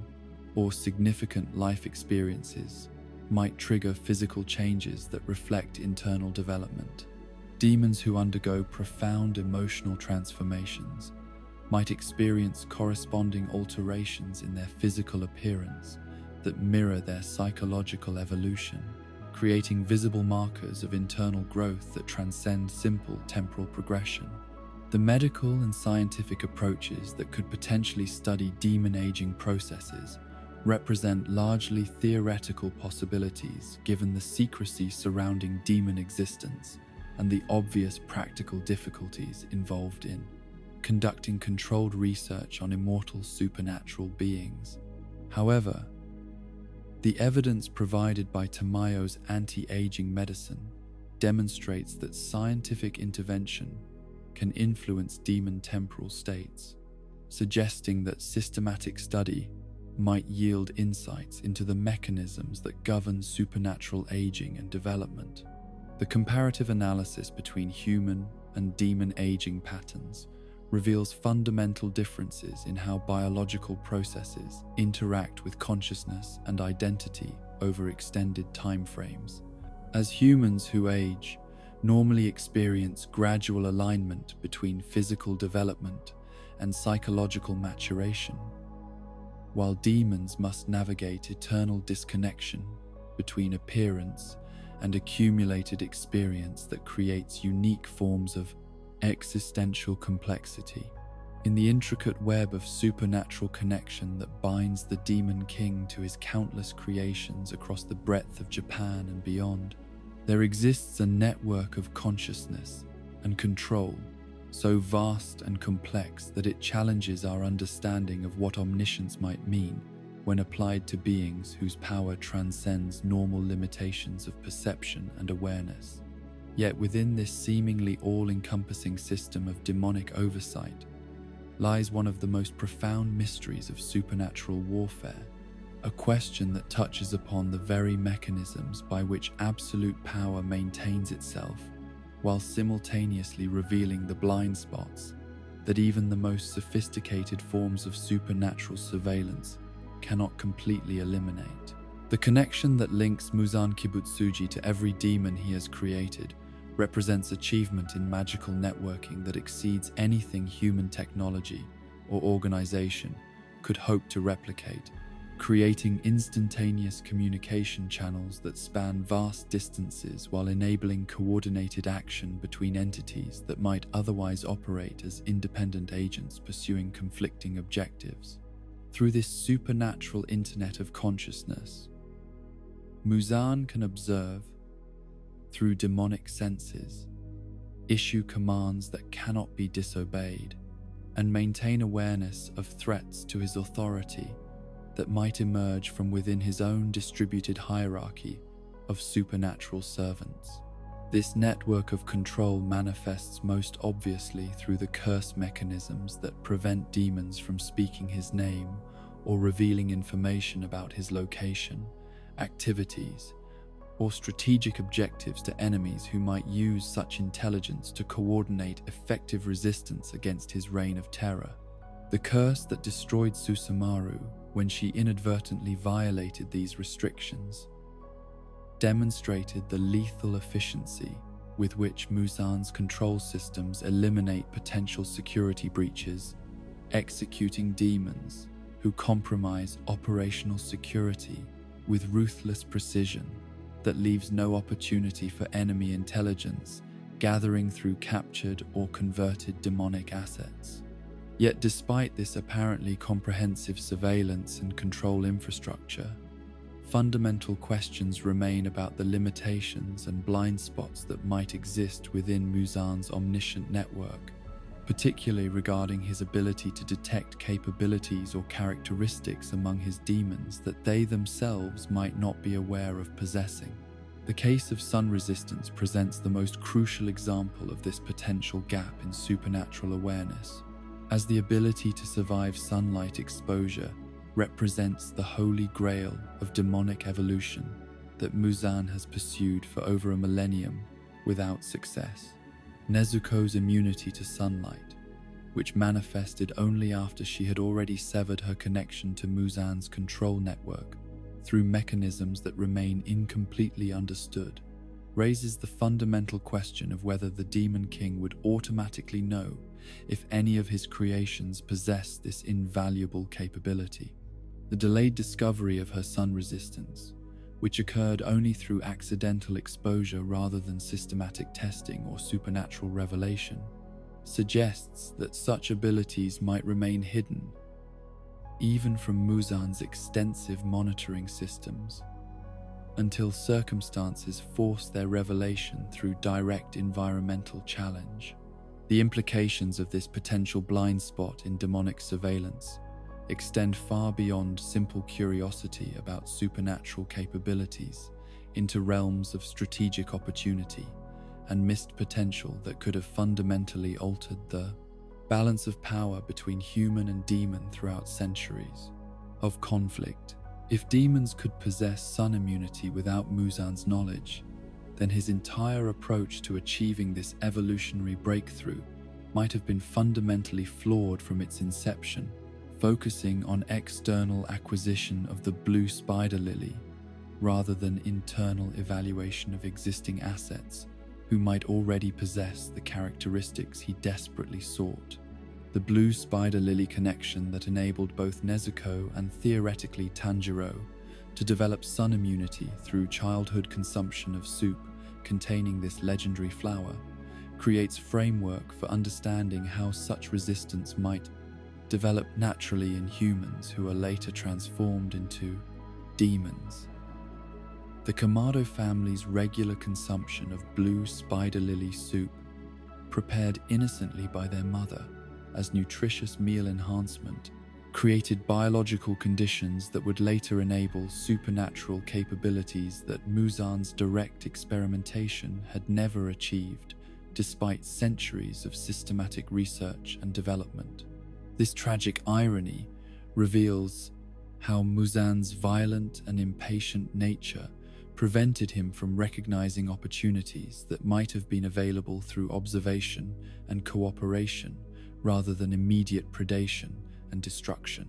His massacre of the Kamado family eliminated potential sources of the very information he needed while creating enemies whose survival would ultimately contribute to his downfall, demonstrating how strategic blindness born of fundamental character flaws can undermine even supernatural advantages in intelligence gathering and resource identification. The theoretical scenario of systematic sun immunity testing among Muzan's demon population presents fascinating possibilities for how he might have discovered sun-resistant demons through deliberate exposure protocols rather than waiting for accidental revelation. The absence of any evidence that such testing occurred suggests either that Muzan never considered this approach or that his paranoid nature prevented him from risking valuable assets through experiments that might destroy irreplaceable resources before their capabilities could be fully evaluated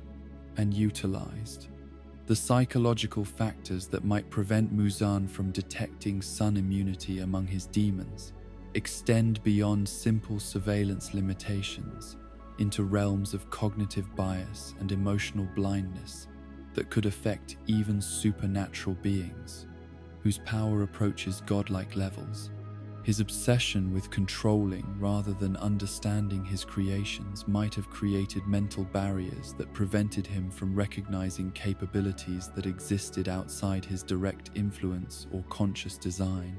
making him blind to possibilities that emerge through natural variation rather than intentional development. The possibility that Kokushibo possessed sun immunity without ever discovering this capability represents one of the most tantalizing missed opportunities in the entire narrative, as the Upper Moon One's connection to sun-breathing traditions through his relationship with Yoriichi creates logical framework for such resistance that parallels the mechanisms that enabled Nezuko's immunity. His instinctive avoidance of sunlight, shared by all demons regardless of their actual vulnerability, might have prevented the experimentation necessary to discover immunity that could have transformed the supernatural conflict entirely. The centuries of existence that Kokushibo accumulated without ever testing his sun resistance reflect broader patterns of assumption and conditioning that prevent beings from exploring possibilities that seem to contradict their fundamental nature or established behavioral patterns. The psychological programming that makes all demons instinctively fear sunlight creates mental barriers that might persist even in cases where such fear represents conditioning rather than biological necessity, preventing discovery of capabilities that could revolutionize individual circumstances and broader strategic positions. The genetic factors that might predispose certain individuals to develop sun immunity after demonic transformation could create populations of potential sun-resistant demons among those connected to sun-breathing bloodlines, or those who consumed blue spider lily during their human blood existence. Muzan's failure to investigate these connections systematically represents strategic oversight that prevented him from identifying and developing resources that might have been readily available within his existing hierarchy of supernatural servants. The communication mechanisms through which Muzan might detect sun immunity among his demons remain unclear, as his surveillance network appears to operate primarily through shared sensory experience and emotional connection, rather than automatic biological monitoring that would immediately reveal unusual capabilities or resistances. The absence of real-time health monitoring or capability assessment within his control system creates gaps where important information might remain hidden until circumstances force revelation through direct experience rather than systematic evaluation. The territorial behavior and isolation that characterizes most demons creates additional barriers to sun immunity discovery, as individual demons rarely interact with sunlight under controlled conditions that would enable safe testing of resistance capabilities. The nocturnal lifestyle that all demons adopt, by necessity, prevents experimentation with daylight exposure, while creating assumption patterns that might persist even among those who possess immunity they never discover due to behavioral conditioning that avoids all contact with potentially lethal environmental factors. The missed opportunities that Muzan's strategic blindness created extend beyond individual cases of undiscovered sun immunity into broader questions about resource utilization and development within demonic hierarchies that prioritized control over optimization. His focus on maintaining authority and preventing rebellion might have prevented him from creating conditions that would enable demons to discover and develop their full potential, limiting overall organizational effectiveness in favor of personal security and psychological satisfaction. The fear-based management style that characterized Muzan's leadership created environments where demons focused on avoiding punishment rather than exploring possibilities, generating organizational culture that discouraged experimentation and innovation that might have led to breakthrough discoveries in capability development. The psychological pressure that accompanied existence under his rule might have prevented demons from taking risks necessary to discover hidden abilities or unconventional applications of their powers. The counterfactual scenarios that emerge from contemplating systematic sun immunity testing reveal how different the supernatural conflict might have been if Muzan had approached resource development with scientific methodology rather than emotional impulse. A single sun-immune demon could have been studied to understand the mechanisms behind such resistance, potentially enabling development of treatments or procedures that could extend immunity to other demons through targeted intervention, rather than hoping for random natural occurrence. The cascade effects of discovering sun immunity among existing demons would have fundamentally altered strategic calculations throughout the supernatural war, as armies of daylight immune demons would have eliminated the primary tactical advantage that human demon slayers possessed through their ability to operate during hours when their enemies were forced into hiding. The transformation of conflict dynamics that such discovery would have created might have made human resistance impossible rather than merely difficult, changing the entire trajectory of the war between species. The intelligence-gathering implications of Muzan's surveillance limitations extend into questions about what other capabilities, weaknesses, or characteristics might remain hidden within his demon population due to gaps in monitoring systems that prioritize control over comprehensive understanding. The demons who possess unusual abilities, strategic insights, or tactical innovations might never reveal these advantages if the organizational culture discourages initiative or punishes deviation from established patterns of behavior and capability expression. In the shadowed corridors where blood carries memory and lineage extends beyond the grave into realms of consequence that span generations, there exists a mystery so deeply rooted in questions of family, loyalty, and the terrible choices that define us across centuries of existence, that it illuminates the darkest corners of what it means to abandon humanity, while leaving fragments of oneself scattered through time like seeds that will one day bloom in faces that bear resemblance to the person who once was. This enigma centers around Kokushibo, the demon whose transformation from devoted brother into supernatural predator created ripples through history that would eventually manifest in descendants who carried his blood, while remaining mercifully ignorant of the monstrous legacy that flowed through their veins. The revelation that emerged during Kokushibo's final battle, when his transparent world technique allowed him to perceive Muichiro Tokito at the cellular level and recognize the unmistakable genetic markers that identified the young Mist Hashira as his distant descendant, created one of the most emotionally devastating moments in the entire narrative,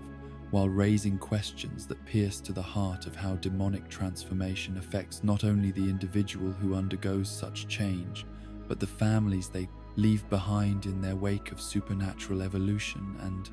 moral abandonment. The recognition that passed between ancestor and descendant in that crucial moment carried weight that transcended simple familial connection to encompass centuries of separation, guilt, and the tragic irony of bloodline reunion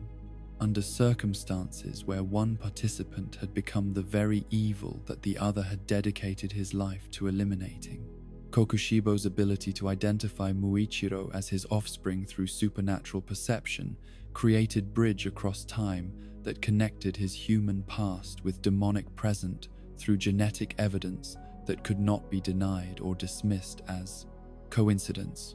The deduction that accompanied this recognition, Kokushibo's understanding that the Tsugikuni family name had evolved into Tokito over the centuries since his transformation, revealed how family identities adapt and change through normal historical processes, while bloodline characteristics persist in forms that transcend the social structures that originally defined them. The linguistic evolution that had altered their surname reflected broader patterns of cultural change, while the genetic markers that enabled recognition remained constant through generations of human development and reproduction. Yet this moment of recognition created questions far more profound than simple genealogical curiosity, as it forced contemplation of when and how Kokushibo had produced the descendants whose lineage would eventually manifest in Muichiro and his twin brother. The timeline of his demonic transformation, which occurred during his adult years after he had already established himself as an accomplished swordsman and presumably functioning member of human society, suggests that his family relationships and reproductive activities took place during his human existence rather than after his supernatural conversion. The circumstances surrounding his transformation present complex scenarios for understanding how his human family would have experienced his disappearance and presumed death, as his decision to accept Muzan's offer of demonic power would have required abandoning not only his human identity, but all the relationships and responsibilities that had previously defined his existence. The wife and children who might have depended on him for protection, support, and guidance would have been left to navigate a world suddenly emptied of his presence, without understanding why he had vanished or whether he might ever return. The psychological burden of abandoning family to pursue immortal power creates moral dimension to Kokushibo's transformation that extends beyond personal corruption into realms of betrayal that affected innocent people whose only crime was loving someone who ultimately chose supernatural enhancement over human bonds. The decision to become demon represents not only individual damnation but collective trauma inflicted upon family members who lost husband, father, and protector without warning or explanation that could help them process such devastating abandonment. The alternatives that Kokushibo faced regarding his human family after transformation range from heartbreaking to horrific, as his new demonic nature would have created impossible choices about how to relate to people whose humanity he had renounced, while whose safety his predatory instincts might have threatened. The possibility that he consumed his own family members represents the most tragic scenario, as newly transformed demons often lose control over their feeding instincts while retaining enough human memory to make such predation emotionally devastating for all involved. The scenario of family consumption carries implications that extend beyond simple tragedy into realms of psychological torture that could explain aspects of Kokushibo's later personality and behavior patterns, as the guilt and horror associated with devouring loved ones might have contributed to the emotional numbness and strategic detachment that characterized his centuries of existence as Upper Moon One. The psychological defense mechanisms necessary to survive such memories could have shaped his approach to relationships and emotional attachment throughout his extended supernatural existence. Alternatively, the possibility that Kokushibo transformed his family members into demons creates different but equally problematic scenarios. As such, action would have condemned innocent people to supernatural existence. They had not chosen while creating complex family dynamics within demonic hierarchies that were never designed to accommodate emotional bonds or mutual loyalty. The tensions between family affection and demonic hierarchy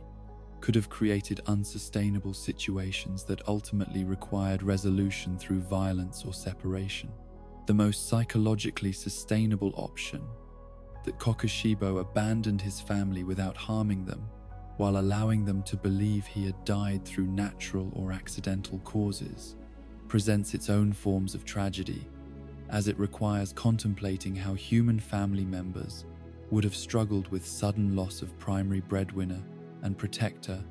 in historical context, where social safety nets remained minimal and families faced extreme hardship and vulnerability. The survival and continuation of Kokushibo's bloodline through subsequent generations suggests that whatever choice he made regarding his immediate family, at least some members survived and prospered sufficiently to establish lineages that would persist through centuries of historical change and social transformation. The genetic markers that enabled his recognition of Muichiro indicated successful reproduction and family continuation, despite the trauma and disruption that his transformation would have created within family structures and support systems. The psychological implications of discovering demonic ancestry create additional layers of tragedy for descendants who remain unaware of their supernatural heritage until circumstances force revelation through encounters with their transformed ancestor. Muichiro's experience of facing Kokushibo in combat represents ultimate family nightmare, as he was required to fight for his life against genetic predecessor whose choices had created moral chasm that no amount of shared blood could bridge or excuse. The burden of knowledge that such encounters create extends beyond individual trauma into questions about collective responsibility and inherited guilt that might affect how descendants understand their own identity and place within broader patterns of good and evil that define supernatural warfare. The discovery that one's bloodline includes both demon slayer heroes and demonic monsters creates internal conflict about which legacy to embrace and how to process moral complexity that transcends simple categories of heroism and villainy. The comparative analysis between Kokushibo's family abandonment and Yoriichi's family tragedy reveals how different responses to loss and disappointment can shape entire life trajectories while creating parallel but opposite forms of suffering that persist across centuries of existence. Where Yoriichi lost his family through external violence and dedicated his remaining life to preventing similar tragedies, Kokushibo chose to abandon his family in pursuit of power that ultimately proved hollow and meaningless, despite its supernatural magnitude. The missed opportunities for redemption that Kokushibo's family connection represented become apparent when considering how recognition of his descendants might have triggered psychological awakening that could have challenged his prosid's demonic nature and commitment to Muzan's hierarchy. The moment of seeing his own genetic legacy manifested in young warrior dedicated to protecting innocent people should theoretically have created cognitive dissonance powerful enough to question centuries of choices that had led him to oppose everything his bloodline had come to represent. The failure of family recognition to trigger redemptive transformation reflects either complete moral corruption that eliminated capacity for meaningful emotional response or psychological defense mechanisms so powerful that they prevented acknowledgement of connections that might have undermined his supernatural identity and hierarchical position. The tragedy deepens when considering that his descendants possessed positive qualities and achievements that should have made him proud rather than simply strategic obstacles to eliminate for organizational objectives. The cyclical nature of family conflict that emerged through this encounter demonstrates how individual moral choices can create patterns of suffering that persist across generations, turning family connections into sources of mutual destruction rather than support and protection that such relationships were designed to provide. The cosmic irony of ancestor and descendant meeting in mortal combat reflects broader themes about how evil perpetuates itself through corruption of natural bonds and transformation of love into weapons for inflicting pain. The question of whether other upper moons possessed similar family complications remains unanswered, but creates speculation about how supernatural transformation affects not only individuals but entire family systems that must adapt to sudden loss, while carrying forward genetic and cultural legacies that might later manifest in ways that create additional tragedy and moral complexity. In the hallowed halls, where tradition meets innovation and the weight of ancient practices collides with the practical necessities of organizational growth, there exists a mystery that touches upon the delicate balance between preserving the sacred lineages of combat technique and accommodating the unpredictable nature of human talent that refuses to conform to neat hierarchical structures. This enigma emerges from the shadows like morning mist, revealing unexpected landscapes, illuminating questions about what happens when the careful succession plans that have guided the Demon Slayer Corps through generations of warfare encounter the beautiful chaos of multiple exceptional individuals who master the same breathing techniques, while possessing equal claims to the highest ranks of supernatural combat leadership. The Hashira system that represents the pinnacle of Demon Slayer achievement operates according to principles that seem to assume a natural scarcity of talent, as if the universe itself conspires to ensure that each breathing technique produces only one master capable of reaching the elite standards necessary for pillar rank. This assumption underlies the traditional master-student relationships that characterize Hashira succession, where retiring pillars identify and train single protégés who will eventually inherit both their techniques and their responsibilities for protecting specific regions and maintaining organizational continuity across generations of supernatural warfare. Yet the qualification criteria that determine Hashira eligibility focus on measurable achievements rather than exclusive breathing technique mastery, creating theoretical possibility for multiple demon slayers who practice identical combat methods to simultaneously meet the standards necessary for pillar rank. The requirements that demand either elimination of one of the 12 Kizuki or accumulation of 50 confirmed demon kills, combined with attainment of Kino rank and demonstration of breathing technique mastery, establish objective benchmarks that make no provision for preventing overlap between practitioners of similar fighting styles. This apparent oversight in organizational structure suggests either historical confidence that such conflicts would never arise, or deliberate flexibility that prioritizes individual merit over systematic categorization. Yet the absence of documented cases where multiple candidates with identical breathing techniques sought Hashira rank simultaneously creates uncertainty about how the Corps would handle such unprecedented situations when they eventually emerge through natural variation in talent distribution and training effectiveness. The water-breathing tradition that flows through Demon Slayer history like a river, connecting generations of practitioners, presents a particularly compelling example of how breathing technique proliferation could create succession conflicts, as the popularity and effectiveness of this fundamental discipline has produced numerous accomplished swordsmen whose capabilities might theoretically qualify them for Hashira consideration, despite practicing identical combat methods.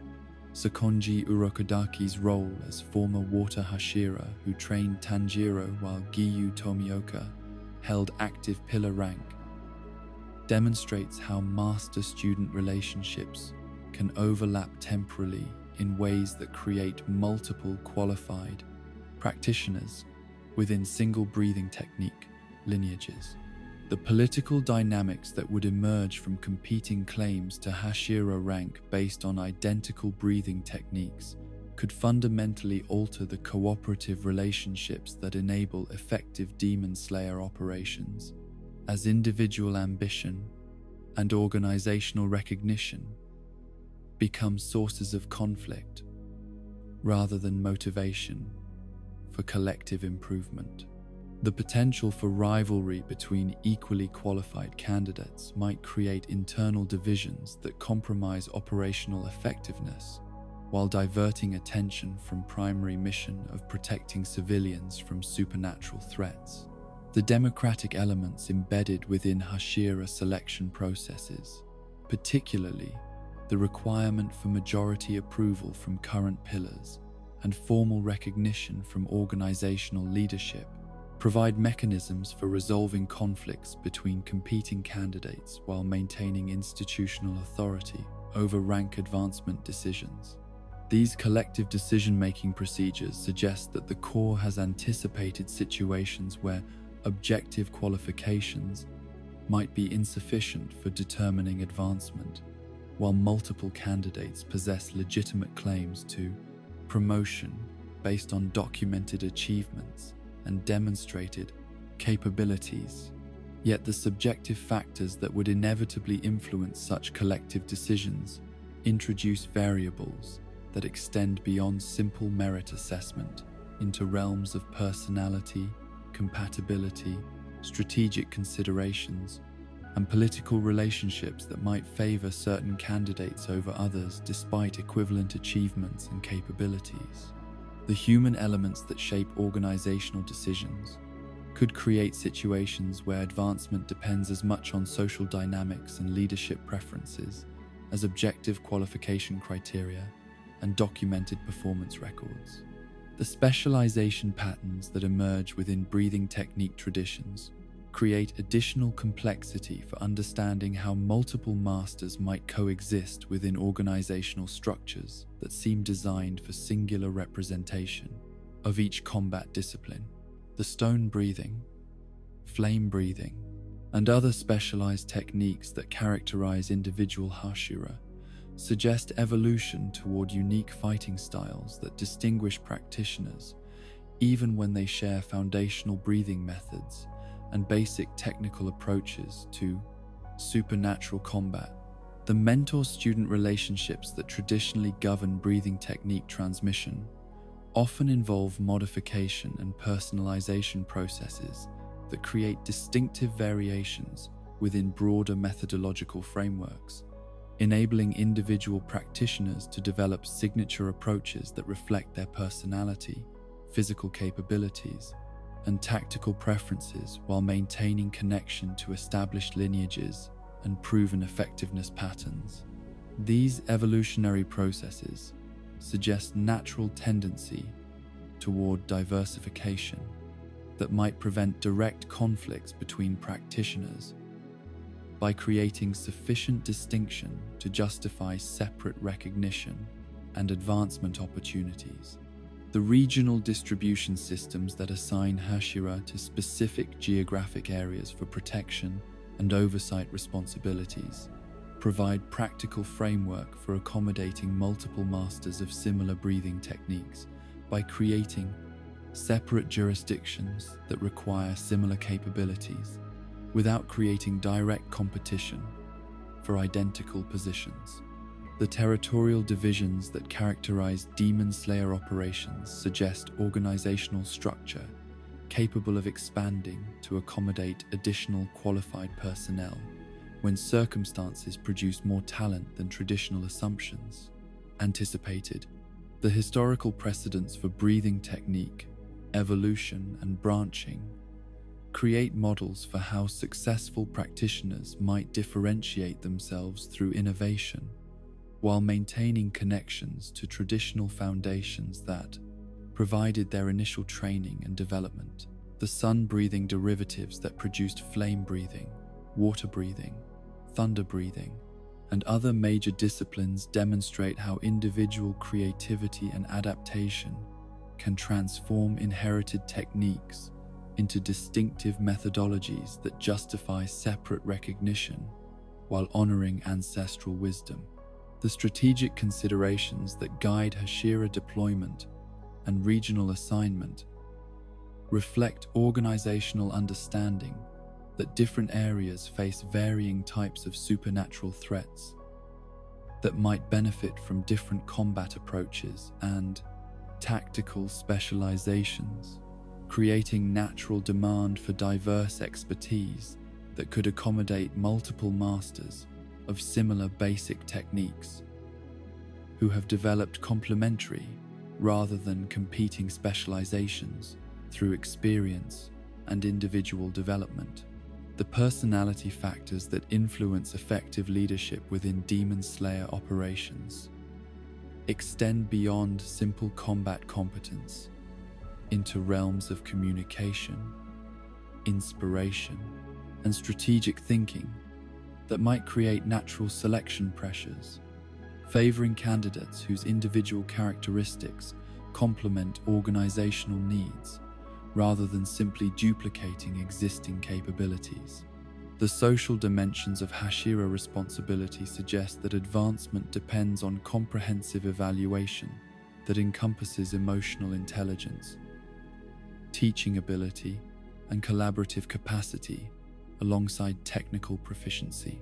The innovation potential that emerges when multiple talented practitioners work within similar methodological frameworks creates opportunities for technique development and tactical advancement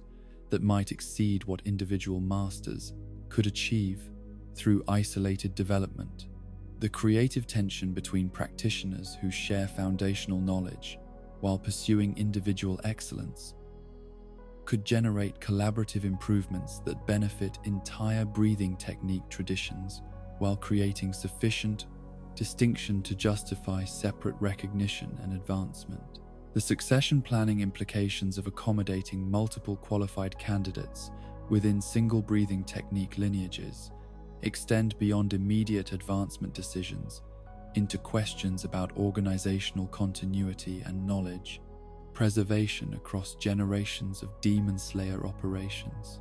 The redundancy that multiple masters provide could enhance institutional stability while ensuring that breathing technique traditions survive individual losses that might otherwise create gaps in organizational capability and historical continuity. The competitive dynamics that healthy rivalry between qualified practitioners might create could drive overall improvement in training effectiveness and combat capability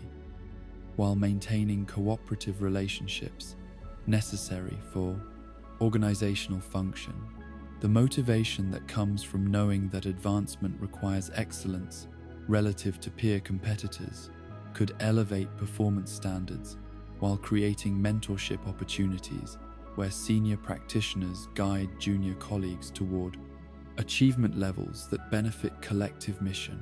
rather than individual ambition alone. The evaluation systems that would need to evolve for managing multiple qualified candidates reflect broader organizational challenges about balancing objective assessment with subjective judgment while maintaining fairness and transparency in advancement decisions that affect both individual careers and institutional effectiveness. The development of more sophisticated assessment methodologies might improve overall selection processes while creating frameworks for managing talent abundance that traditional systems never anticipated encountering. In the forbidden territories where hunger transcends species boundaries and the most desperate searches for power lead to consumption that violates every natural law governing the relationship between predator and prey, there exists a mystery so profound and disturbing that it challenges our understanding of what drives human beings to cross thresholds that should remain forever sealed by instinct, morality, and basic self-preservation. This enigma centers around the rarest of supernatural gifts, a capability so unusual that it appears perhaps once in centuries among individuals whose circumstances and constitution somehow enable them to digest the flesh of demons and temporarily acquire their otherworldly characteristics without succumbing to the corruption that should theoretically destroy any human who attempts such forbidden nourishment. Genya Shinazugawa stands as the primary exemplar of this impossible ability. His unnaturally powerful jaws and specialized digestive system enabling him to tear through demonic flesh and process supernatural essence in ways that granted him temporary access to enhanced strength, regenerative capabilities, and even specific blood demon art characteristics that reflected the particular demons he had consumed. His transformation during combat, marked by the emergence of fangs, the yellowing of hair tips,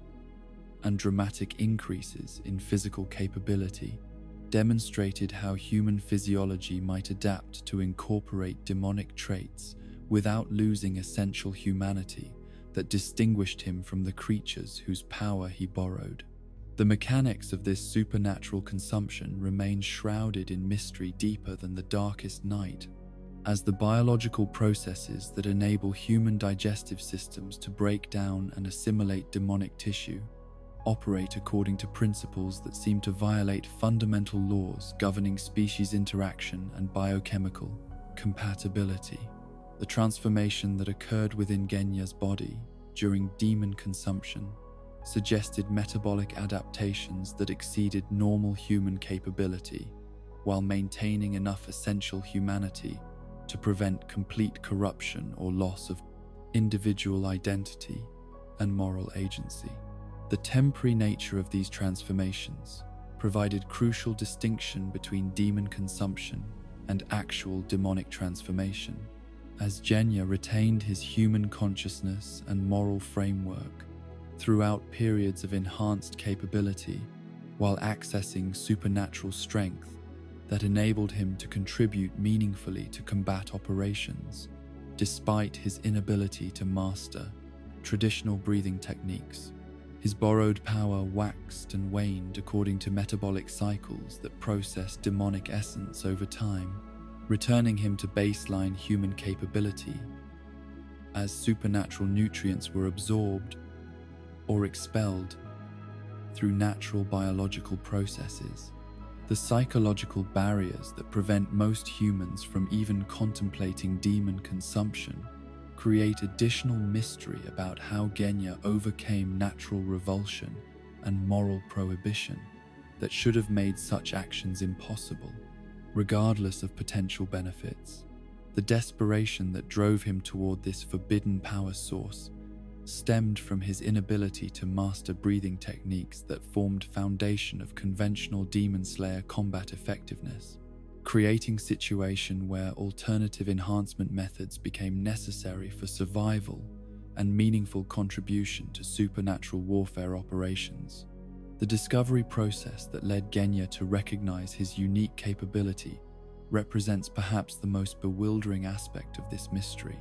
as it requires contemplating circumstances that would lead someone to attempt consuming demonic flesh despite obvious risks and universal taboos against such actions. The theoretical sequence of events that would result in accidental demon consumption seems implausible given normal human behavioral patterns, while deliberate experimentation would require motivational factors that exceed rational risk assessment and venture into realms of desperate innovation driven by circumstances that made conventional approaches inadequate. The possibility that Genya learned about demon consumption through observation of previous practitioners creates additional questions about how knowledge of such rare abilities propagates through demon slayer communities, despite obvious secrecy that would surround activities that challenge fundamental assumptions about human-demon relationships. The transmission of such dangerous information would require networks of communication that balanced practical utility against organizational security, while ensuring that experimental techniques remained available to those who might benefit from their application under appropriate circumstances. Kokushibo's mention of having observed similar abilities in previous individuals confirms that Genya's capability was not entirely unique throughout supernatural history, yet the rarity that the Upper Moon One emphasized suggests that such gifts appear so infrequently that their documentation and study remain extremely limited. The centuries of existence that enabled Kokushibo to witness multiple generations of human-demon conflict provided temporal perspective that revealed patterns invisible to shorter-lived observers. Yet even his extensive experience included only isolated cases of successful demon consumption.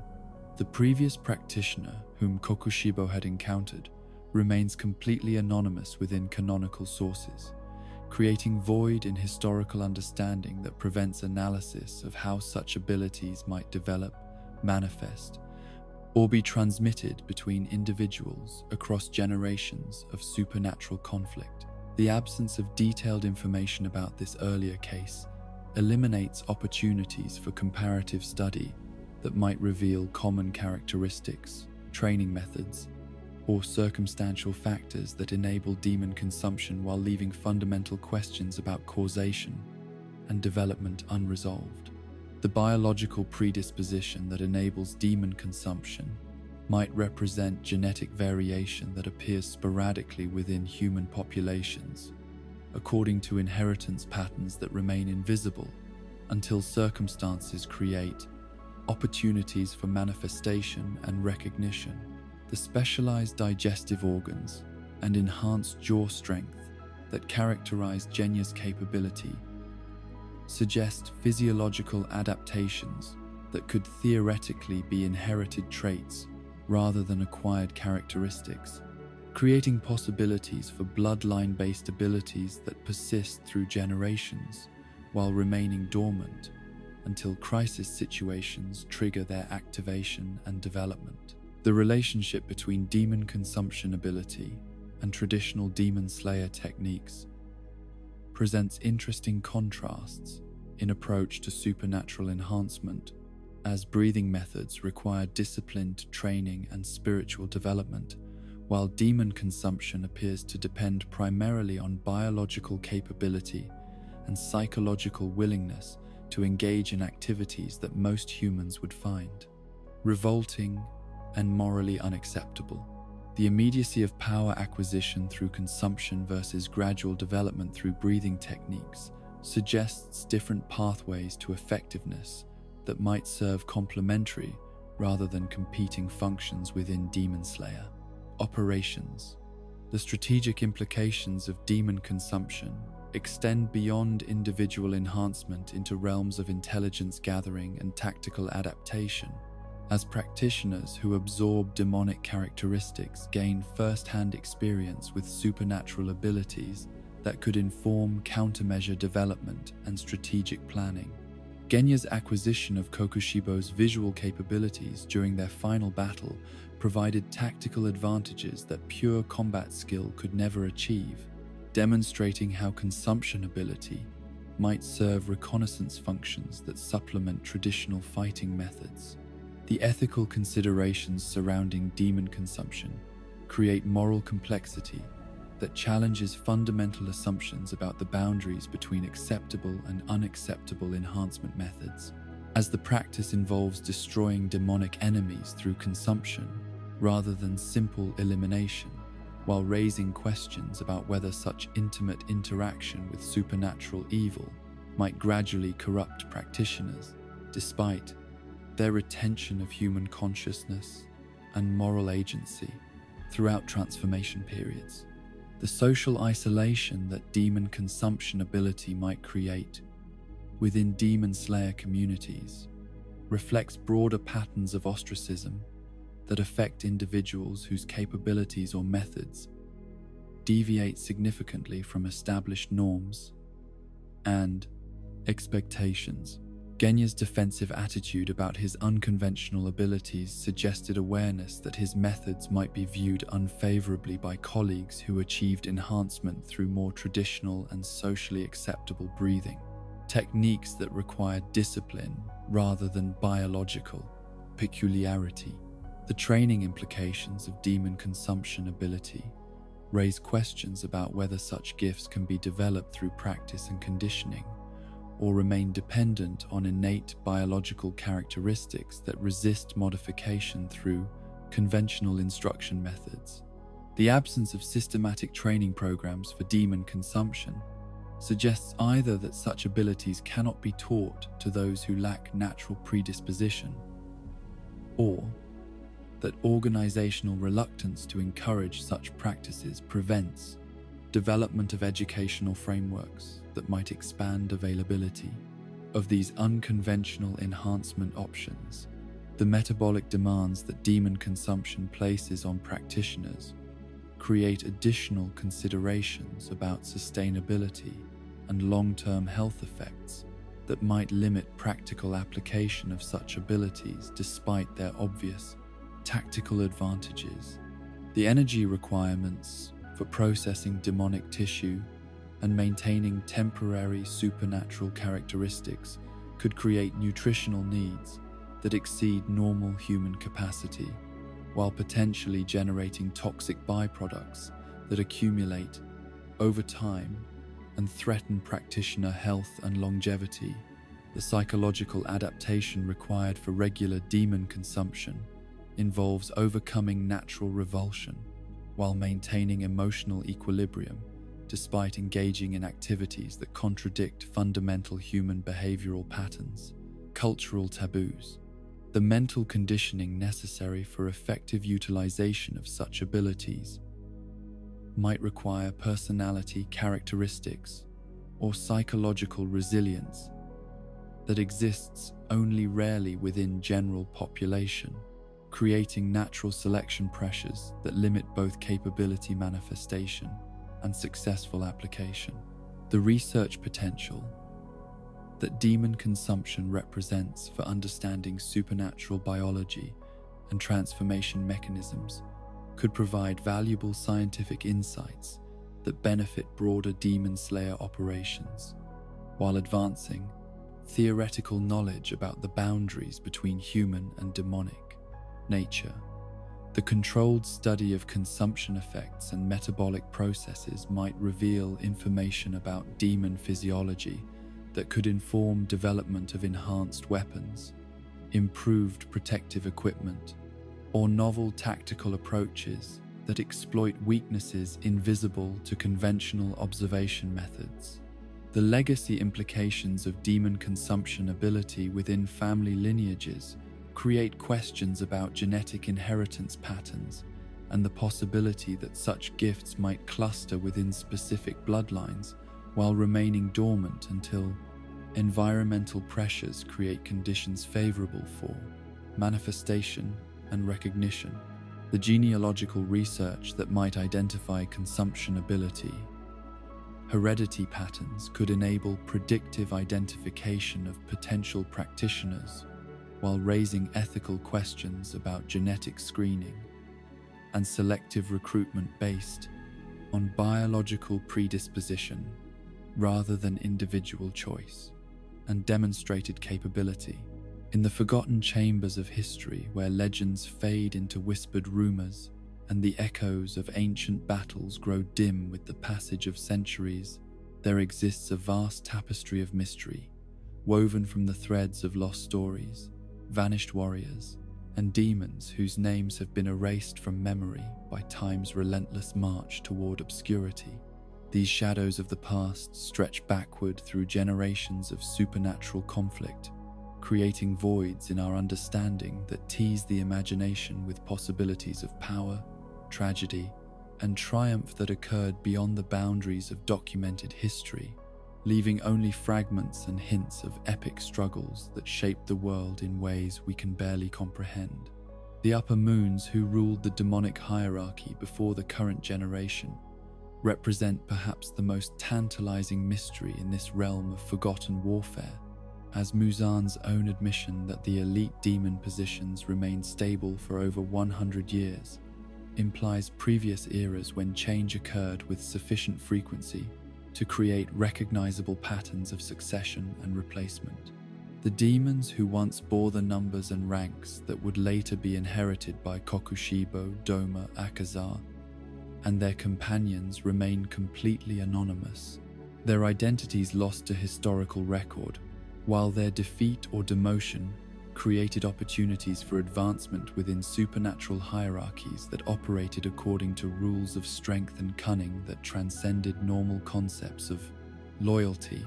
or permanence. The forces that proved capable of eliminating upper moon demons during these earlier periods of supernatural conflict represent achievements in human warfare that rival or exceed anything accomplished during the documented battles that brought the current generation to prominence.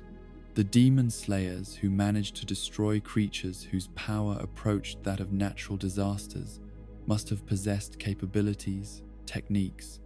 or strategic advantages that enabled them to overcome opponents whose supernatural abilities should theoretically have made them invincible against mortal opposition, regardless of training, equipment, or tactical innovation. Yet, the complete absence of records or legends commemorating these extraordinary victories suggests either systematic destruction of historical documentation or cultural patterns that prevented preservation of information about supernatural warfare during periods when such knowledge might have been considered dangerous, heretical, or simply too incredible for normal human consciousness to accept and transmit through conventional storytelling traditions. The silence that surrounds these ancient triumphs creates void in collective memory that prevents modern demon slayers from learning lessons that might prove crucial for contemporary operations against similar threats. The previous upper moons, whose abilities and personalities remain entirely unknown, represent lost opportunities for understanding how demonic power develops and manifests across different individuals and historical contexts, as their blood demon arts, combat techniques,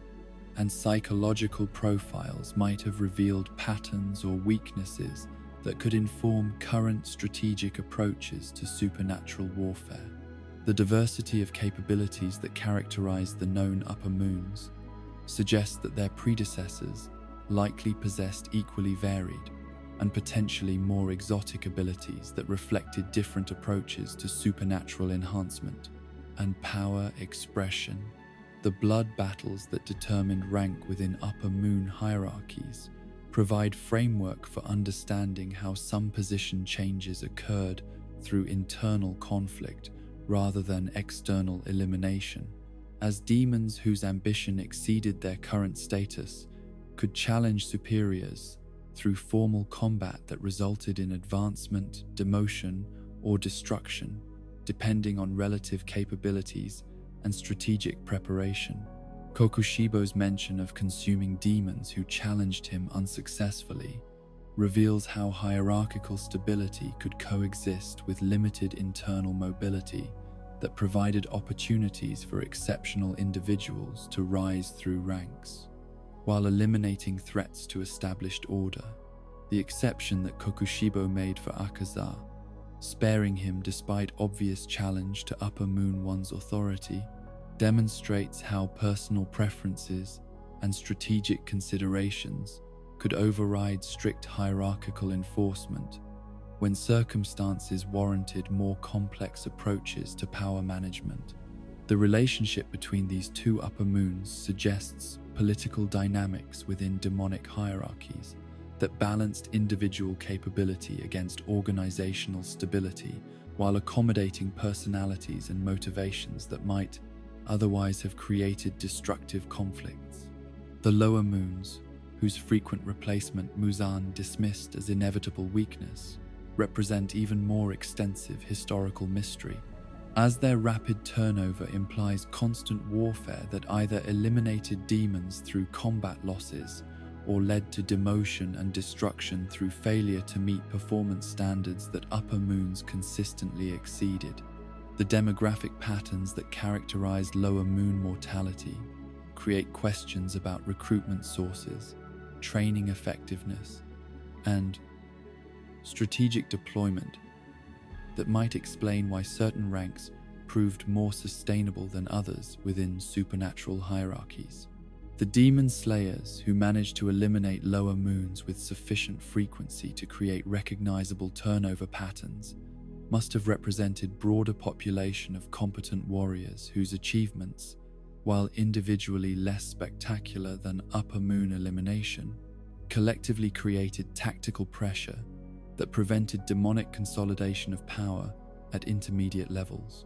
The systematic nature of lower moon casualties suggests organizational effectiveness within Demon Slayer operations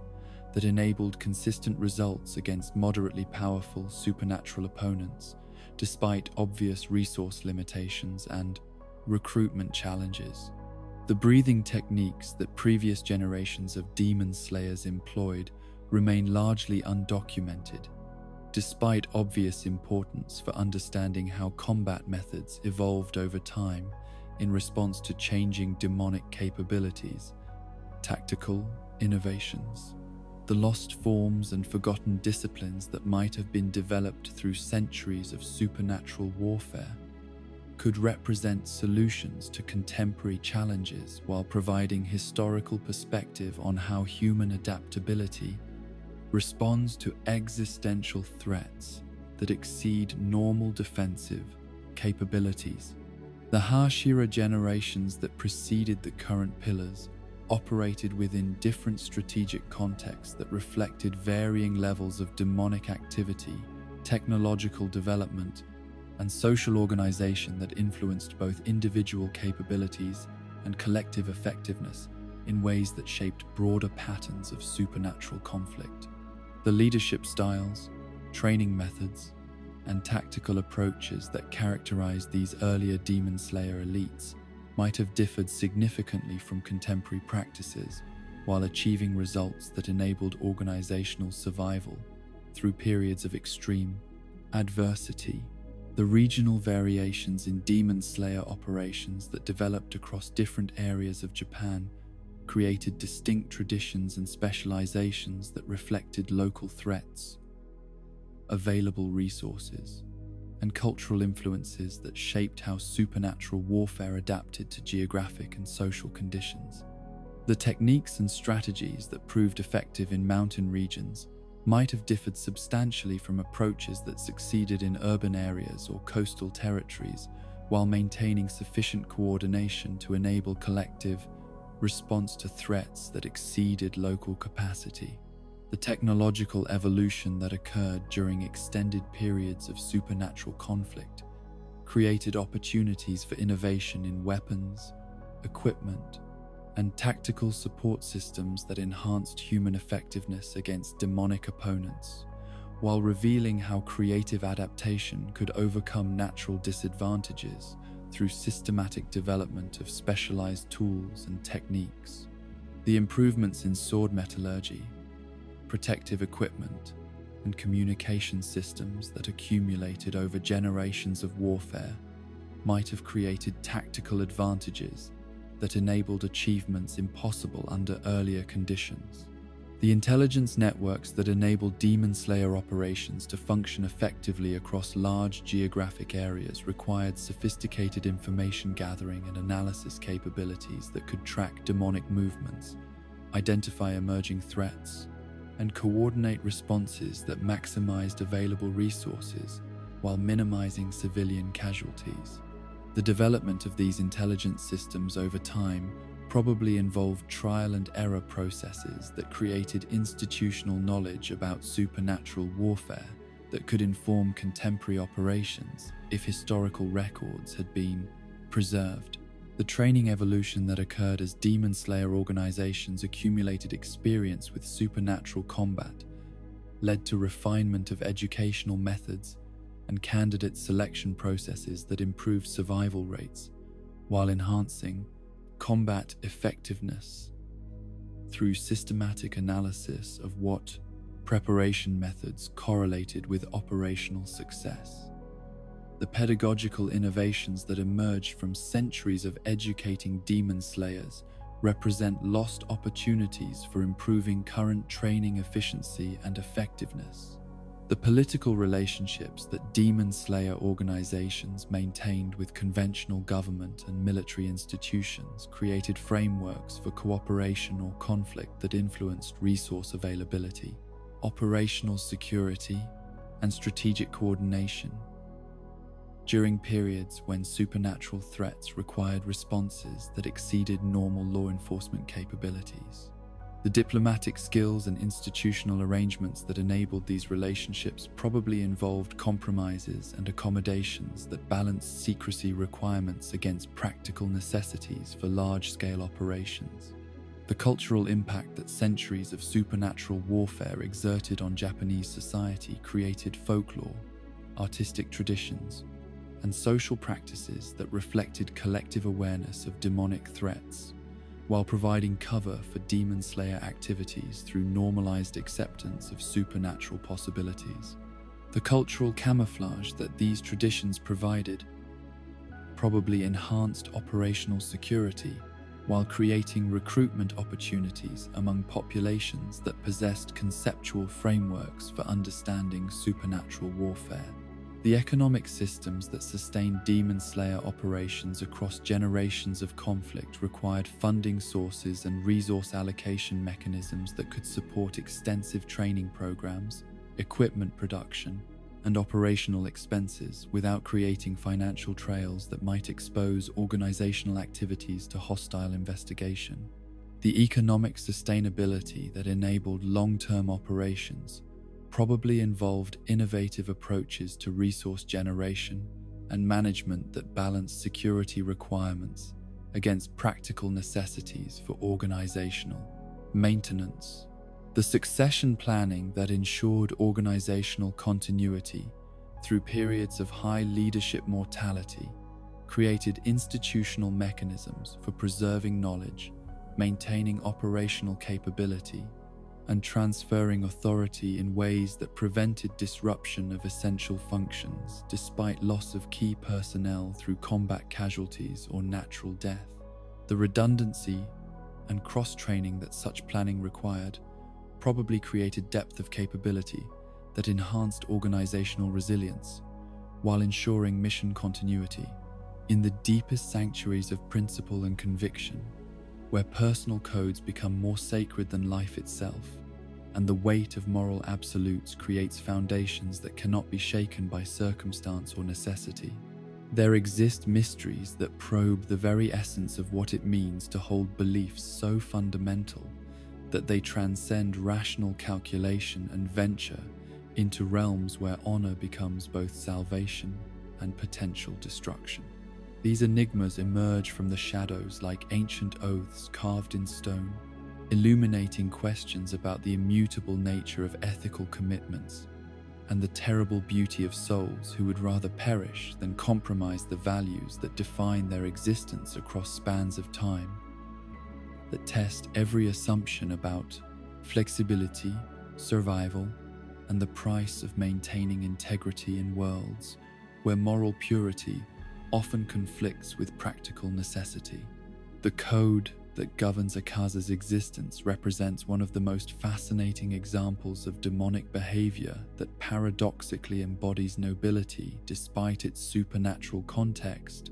as his absolute refusal to harm women transcends simple preference to become defining characteristic that shapes every aspect of his combat philosophy and strategic decision-making. This principle, carried forward from his human existence as Hakuji, demonstrates how core values can survive even the most profound transformation, while creating tactical limitations that seem to operate against basic survival instincts and competitive advantages that demons typically exploit without hesitation or moral consideration. The philosophical implications of maintaining such rigid ethical boundaries within demonic nature challenge fundamental assumptions about what supernatural transformation eliminates or preserves from human consciousness, as Akaza's code suggests that certain moral frameworks can prove stronger than the corruption that typically accompanies conversion from human to demon. His retention of this particular value system while embracing demonic power and accepting his role within Muzan's hierarchy creates internal contradiction that reveals complexity within supernatural psychology that transcends simple categories of good and evil. Yet the untested nature of this principle, never challenged by circumstances that would force choice between survival and adherence to moral absolutes, leaves crucial questions unanswered about whether Alcazar's code represents genuine conviction or simply behavioral pattern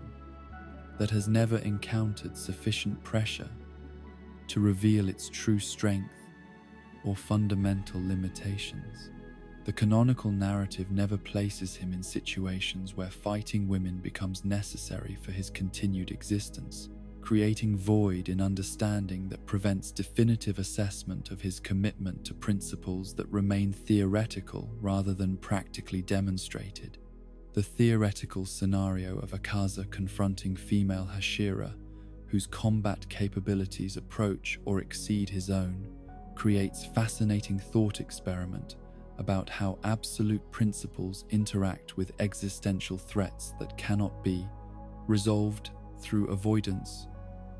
or defensive action alone. A female warrior whose strength matched that of Yoriichi, possessing sun-breathing techniques and marked warrior abilities that could genuinely threaten Upper Moon 3's survival, would create circumstances where maintaining his code might require accepting destruction rather than compromising beliefs that define his essential identity. The psychological tension that such encounters would create extends beyond simple tactical consideration into realms of identity crisis and fundamental questioning of what values justify self-sacrifice when their maintenance serves no practical purpose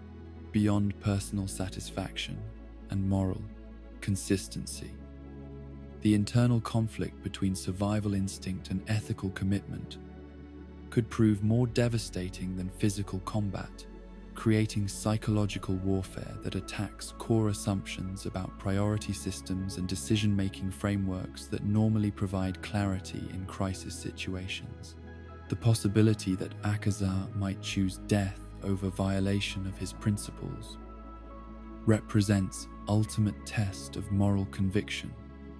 while raising questions about whether such dedication serves admirable purposes or simply reflects psychological rigidity that prevents adaptive response to circumstances that require flexibility for survival. The nobility of maintaining ethical standards, despite personal cost, could be interpreted as either highest form of moral development or dangerous inflexibility that prioritizes abstract principles over concrete consequences and practical outcomes. The broader implications of absolute moral codes within supernatural contexts illuminate tensions between individual ethics and organizational loyalty that characterize many demons whose personal values conflict with institutional expectations and strategic necessities. Akaza's position within Muzan's hierarchy requires balancing personal principles against demonic king's demands for effectiveness and results that might occasionally require actions that contradict individual moral frameworks, creating ongoing tension between personal integrity and professional obligation. The parallel mystery surrounding Yoriichi's survival beyond the Demon Slayer Mark curse presents different but related questions about how exceptional individuals might transcend supernatural limitations that affect others through mechanisms that remain incompletely understood, despite their obvious practical implications for understanding the boundaries between natural law and individual capability. His continued existence well past the 25-year limit that claims all marked warriors suggests either exemption from universal rules or access to knowledge and techniques that enabled circumvention of restrictions that others accepted as inevitable consequences of accessing enhanced power. The theoretical explanations for Yoriichi's longevity range from simple biological uniqueness through spiritual development that transcended normal human limitations to specific characteristics of sun breathing that might provide protection against supernatural curses that affect practitioners of derivative technique. The absence of other documented cases of marked curse survival creates statistical sample too small for reliable analysis, while leaving fundamental questions about causation and replication completely unresolved, despite obvious importance. For contemporary demon slayers who face similar limitations, the relationship between natural talent and supernatural restrictions presents fascinating questions about whether individuals whose abilities approach divine levels might exist outside normal frameworks that govern more typical human capabilities and limitations. Yoriichi's unprecedented mastery of sun-breathing techniques, combined with physical capabilities that exceeded anything demonstrated by other marked warriors, suggests qualitative differences that might have protected him through mechanisms that operated beyond conscious understanding or deliberate application.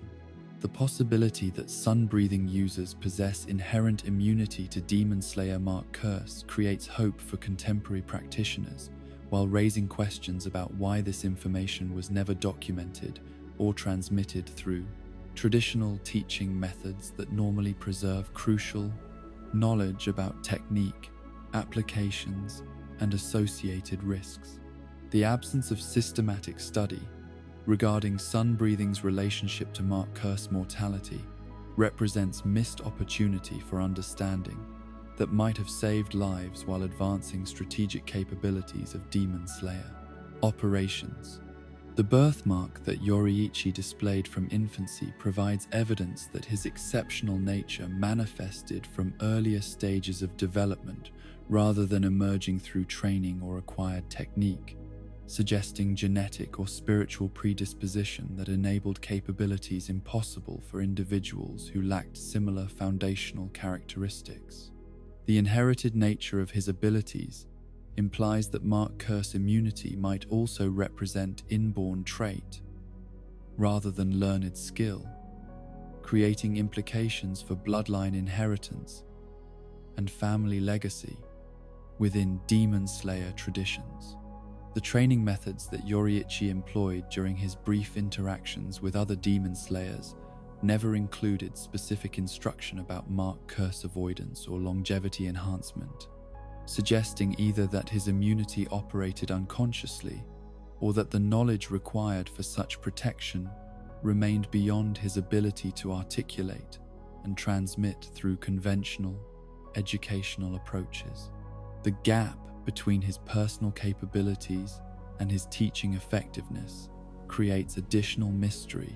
about how exceptional abilities relate to institutional knowledge and collective advancement. The philosophical implications of moral absolutes in supernatural warfare extend beyond individual psychology into questions about whether ethical principles can be universally applied across different contexts and species boundaries,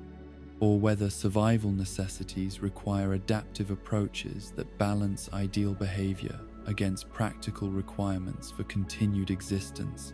and mission effectiveness. The demons and humans who maintain rigid ethical codes despite environmental pressures create examples that challenge assumptions about moral flexibility and strategic pragmatism. The psychological mechanisms that enable individuals to maintain absolute commitments despite extreme pressure reveal aspects of human and demonic consciousness that transcend rational calculation while providing insights into what constitutes unshakable identity foundations. The willingness to accept personal destruction rather than compromise core values demonstrates psychological frameworks that prioritize internal consistency over external accommodation, creating character types that inspire admiration while potentially limiting strategic effectiveness and survival prospects. The testing scenarios that never occurred in canonical narrative leave crucial questions about conviction, strength unresolved, while creating space for speculation about how theoretical principles might respond to practical pressures that exceed anything previously encountered. The absence of ultimate tests prevents definitive assessment of character depth, while preserving mystery about human potential for maintaining ethical standards under circumstances that make such maintenance extremely costly or personally destructive.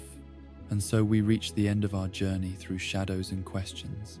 Gentle dreamer, having explored the beautiful uncertainties that make the Demon Slayer world endlessly fascinating, these mysteries remind us that the most powerful stories are those that trust us to wonder, to imagine, to fill the spaces between words with our own dreams and theories. Like the morning mist that clings to mountain peaks, these unanswered questions create atmosphere and depth that no amount of explanation could match. Perhaps the true magic lies not in having every answer, but in the quiet joy of contemplation, the gentle pleasure of wondering what if, as we drift towards sleep, in the space between knowing and not knowing, between certainty and possibility, we find room for our imagination to breathe. Rest now, curious soul, and let these mysteries become the dreams that carry you through the night, knowing that some questions are more beautiful left unanswered, floating like cherry blossoms on an endless wind of possibility.